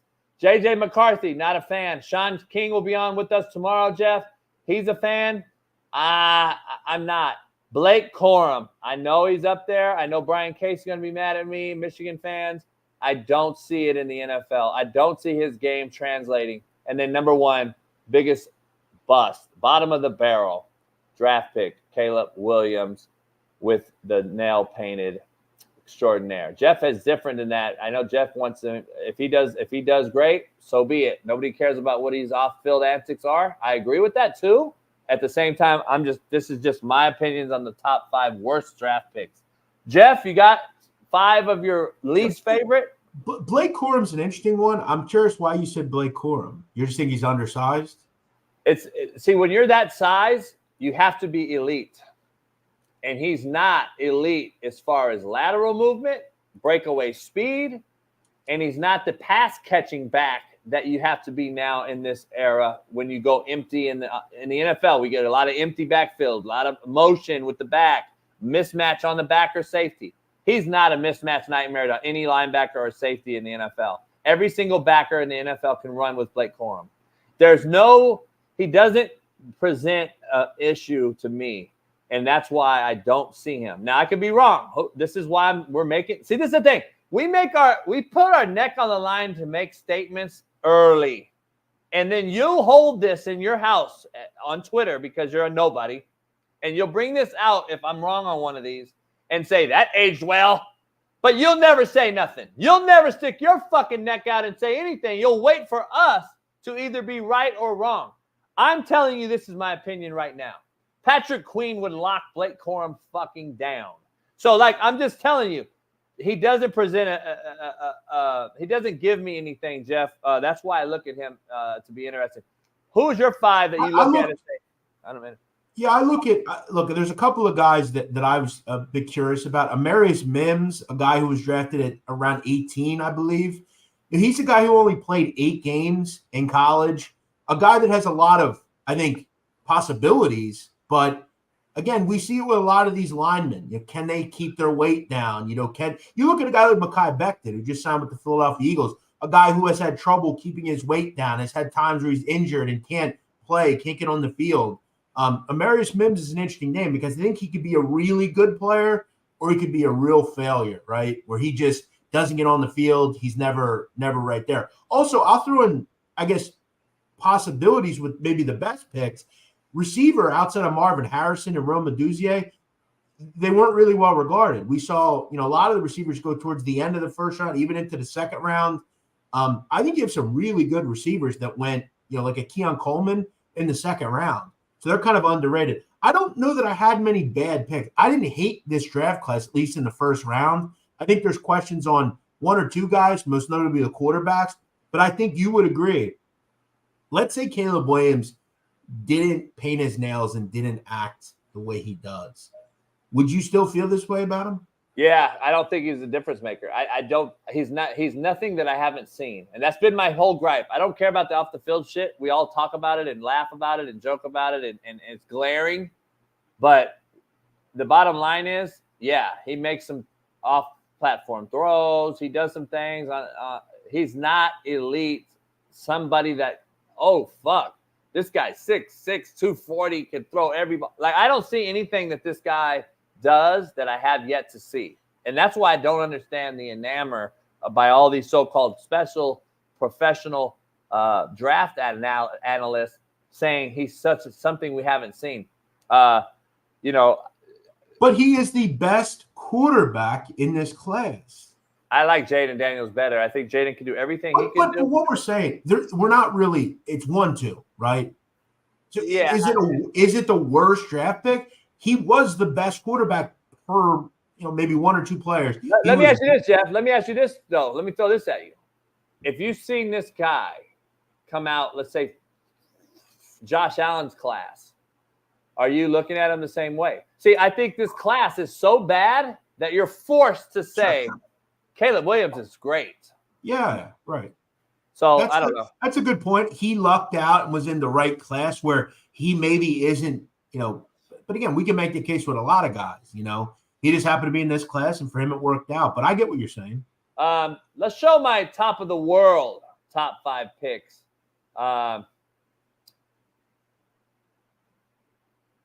This is my top 5 picks. I think Nate Wiggins is going to surprise some folks. I think the country bunkin' Xavier Legette is going to he's a country cockstrong motherfucker. If you watch him catch the ball with his hands, if you watch what he does after the catch, I like him. His game translates to the NFL, in my opinion. And I like him a lot. I like Latu, man. I'm a fan. I think after what he's gone through, I think he's hungry. Polynesians, that's how they operate. I think he's going to have a really good career as long as he stays healthy. He can get hurt, knock on wood, and be done, and we'll be looking at it later. But I like him, and I like where he's going. He's surrounded by pass rushers as well, which helps. Fuaga, I think, is the best lineman in the draft. I do like Joe Alt's pick. I do agree with what you said with Harbaugh taking Joe Alt. I just think Fuaga has the most upside in this entire draft up front. And I like the Verse kid. The Rams made the pick, Jared Verse. I think it's a gem, a diamond in the rough. I think he's going to surprise folks. And I think he reminds me a little bit of Jermaine Johnson, who played at Florida State. I like him as my big-time sleeper of this draft. Who's your top 5, top of the world picks? Yeah, I have a couple, and they're more about the first round, though I will comment on Nate Wiggins. I think he could, in the end, be the best cover corner. The problem with him is he is not going to play the run. He's not going to aid you in coming off and hitting the running back. He's not going to do any of that. A pure cover corner, he might be the best in the draft. Couple I'll throw out, Mike Sainristil, Washington Commanders. They drafted him as a slot corner. I thought towards the end of the season, he was one of the best corners in the country. He made plays for Michigan. He's a little small, but he's a guy that can play in the corner, can be a total game changer. We know how important nickel corner is nowadays. I mentioned him, Keon Coleman, another guy who, you just look at he was kind of the second guy down there at times. You get Johnny Wilson, but Keon Coleman, really good player for a team that kind of, I think, failed at one point. We thought, wow, they're going to trade their receiver to their rival. But they may, in the end, get the better player. Another receiver, 65th overall, Malachi Corley, receiver out of Western Kentucky. This is a guy who I think has a lot of comp to Deebo Samuel. Gadget player, quick out kind of guy, can just make plays for you, even out of the backfield. Malachi Corley's a guy that I thought was a more kind of mid-late second-round pick. Got drafted a little bit late, I thought, but I liked him to play for the Eagles possibly. I really like what they could do with him as like a gadget player. There's so many guys that you just kind of forget. Yeah, like my bottom of the barrel too. I don't love the 49ers pick, the white receiver from Florida. I don't love him. I don't think he translates well. Legette to me reminds me of Deebo. He gives me a lot of Deebo, a thicker utility guy that you can move around. Those type of guys in this era last in this league. I'll also give the Cowboys some credit for the pick they made. Cooper Beebe, a guy at Kansas State, very good guard. He can play multiple positions. I saw one scout say he is one of the best guards he's seen in a long time. Now, again, he wasn't drafted in the first round, but we know they need major help in the offensive line, and they addressed it a couple of different ways with some of their picks. He's a guy who could play multiple positions, which helps him on the offensive line. And Jared Verse, I think, is a Pennsylvania native. So interesting. Tomorrow we'll do our bottom of the barrel and top of the world teams top 5 draft. So Jeff, if you get time today, think about it. Let's dive into some hell yeah, hell no in the show. We appreciate everybody. Appreciate Jeff jumping in here. We'll be back tomorrow, and we'll be diving into some different things tomorrow. But hell yeah, hell nah, brought to you by betonline.ag. All right, Jeff. The 76ers, hell yeah, hell no, will trade Joel Embiid. Hell yeah. I think it's time. Especially, look, they may face elimination tonight at home. Well, they are facing elimination, and they may actually lose. I think it's surely possible. It's going to be hard to rebound, though, if you're the Knicks off that loss. But, yeah, I do think they do, and I think what the Sixers will do is make a big run at LeBron James and try to get him to end his career here. We're already seeing some rumors coming out, people reporting that, LeBron's in discussions with people at Villanova to get LeBron Jr. to play Villanova. We're already starting to hear those words. But this happens every year. There's always rumors that LeBron's going to come to Philadelphia, and it always peters out. So I say hell yeah. I think the time to build around Tyrese Maxey is now. Joel Embiid, we're going on 10 years. Nothing's changed. Here's the thing about it, too. I don't think people realize I'm past the time where 2 years ago I probably would have said hell nah, and you have to try to get some pieces around Joel Embiid. At this point now, the organization, and I'm not even going to blame Joel Embiid. The organization has failed Joel Embiid with getting rid of Butler, the Ben Simmons debacle. We can go on and on and on. Time has passed. Get a lot in return for the guy as long as he's healthy. I think you can get a lot of pieces. Look at the Indiana Pacers team. They've built around. They've had great additions to that team and got younger. You no longer need this Joel Embiid type of player. You just don't, right? You go out, you get good players, you build around. Again, as you said, look at the high-level teams now in the NBA. The Thunder, the Pacers, even the Magic. Even the Magic is young, athletic. But I'll tell you, that team is always, I just see Paolo Banchero take so many bad shots. But you're again right. The goal is getting younger, building around a guard or whoever. They have the guard in Maxey. Now it's time to get wings and guys that can contribute and shoot. I think Maxey's on the road to being a superstar in this league. Hell yeah, hell no. The Celtics will win it all this year. Hell yeah. I think it will be Celtics Nuggets, and I think it's so hard to repeat, and I think the Nuggets will be there. I don't think they'll ultimately win. I think it will be the Celtics. I think it's chalk. The Celtics are the best team in the East. I think they're the best team in the league. They've been the best team for a long period of time. I don't know that many teams can stack up with Tatum, Brown, Horford, Holiday, and Derek White. They also have a couple of guys off the bench that can play. Drew Holiday's just a player. He's just a guy who gets. He's not going to overwhelm you on the stat line, but he's a guy. Like that's why the Bucks won it all. And you look at the Sixers. This is a guy who started his career in Philadelphia. They gave up on him, and now look at him. Now he's going to go and he's going to win a title with another team. I'm going to say hell no, just because of the history. They shit down their leg late in the seasons every year. Porzingis did what I said he would do. He'd get hurt. If he doesn't come back, I think it changes their whole. The Miami series, I knew that was going to be a 5-game series. I don't see, but they're going to have some. Even though the East is weak, I don't see the Celtics beating Minnesota, Denver, or even the Thunder. I think they have problems with all three of those teams in a 7-game series. I don't know. I could be wrong, but I think I will say, and tonight, and I've been really good in the playoffs. I haven't lost yet in a wager.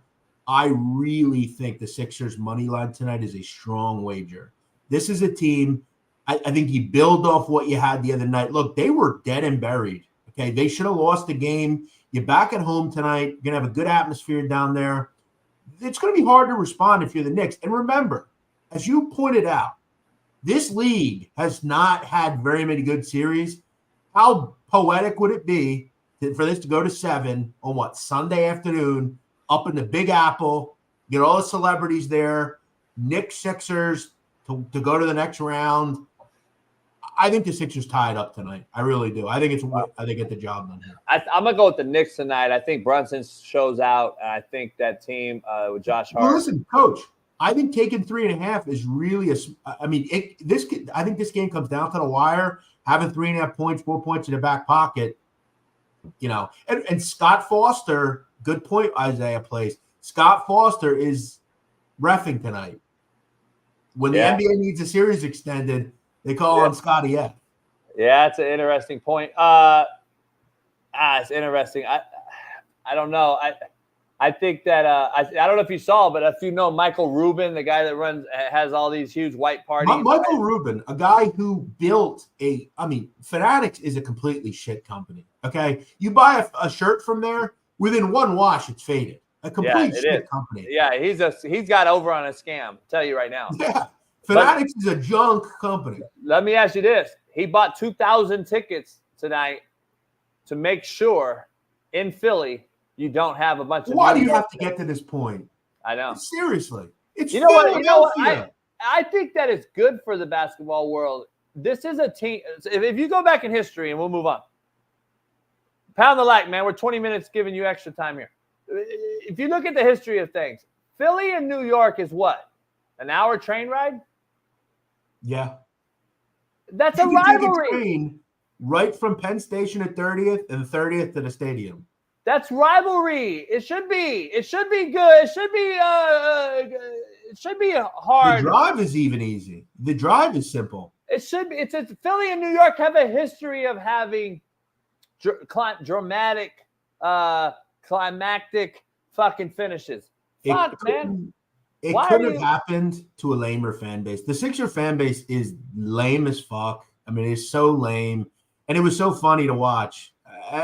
Look, that Philadelphia fan that we remember threw snowballs at Santa, that's come and gone. The Eagles have those type of fans. But the Sixers, it's just a bunch of goofy suburb kids that, love everything Sixer. And they agree with everything.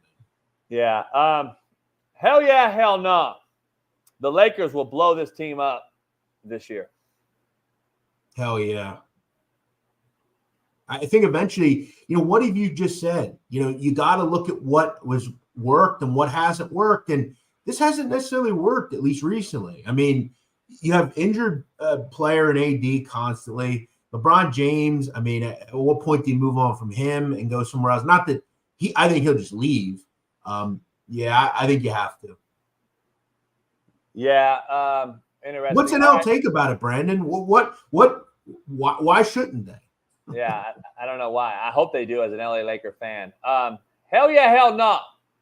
The Eagles will trade Jalen Hurts if they don't win it all this year. Hell no. I think they're done with Jalen Hurts for the long run. Yeah, it's not going to be a one-year thing. I mean, look, was he as good as he was the year before last year? No. Of course not. But so if he falls bad this year and they don't do well, and they don't, you remember you've lost two of your captains in the trenches, Fletcher Cox, Jason Kelsey. Right. I am actually on the side of they're going to have a lot harder run at this than a lot of people think. Well, listen, I mean, you're not going to completely look. Jason Kelsey's a great center; it's a Hall of Famer. But they're still really good on the offensive line. They got some real help in the offseason, and I think we'll still offensively on paper they're going to be really good. I think it was more the offensive coordinator last year. I don't think he melded real well, Brian Johnson with Jalen Hurts. We'll see what Kellen Moore does. I think it's way too early. You got to give the kid a couple of years. And let's be honest, he's been one of the better quarterbacks in the league over the last 3 years. So it's hard to cut bait. Now, what they'll do here is next year, Nick Sirianni will get the axe. Absolutely. I think that writing's on the wall. But no, Hurts he ain't going anywhere. All right, last one. We'll end the show. Hell yeah, hell no. Colorado will win 7 or more games this year. Hell no. And listen, this is the better in me. How the fuck are they going to win 8 or more games? How? That's why I put 7. 7's very. If you're a better, 7's a tough one there. Buddy, I would take that. Listen, I think getting to a bowl game would be a success for this program. Surely, you can't. You would be nuts if you envisioned that. What would be your reasoning for betting that? Yeah, I don't know. Tons of people have left. They have the 80th recruiting class. I mean, it's already May. The season will start in 3-ish months, 3.5 months. They're already in spring practice. Let me ask you something. I'm getting blown up about the Giants and Daniel Dimes, and we'll end it on this. Hell yeah or hell no, Drew Lock will be the starter by the end of the season in New York.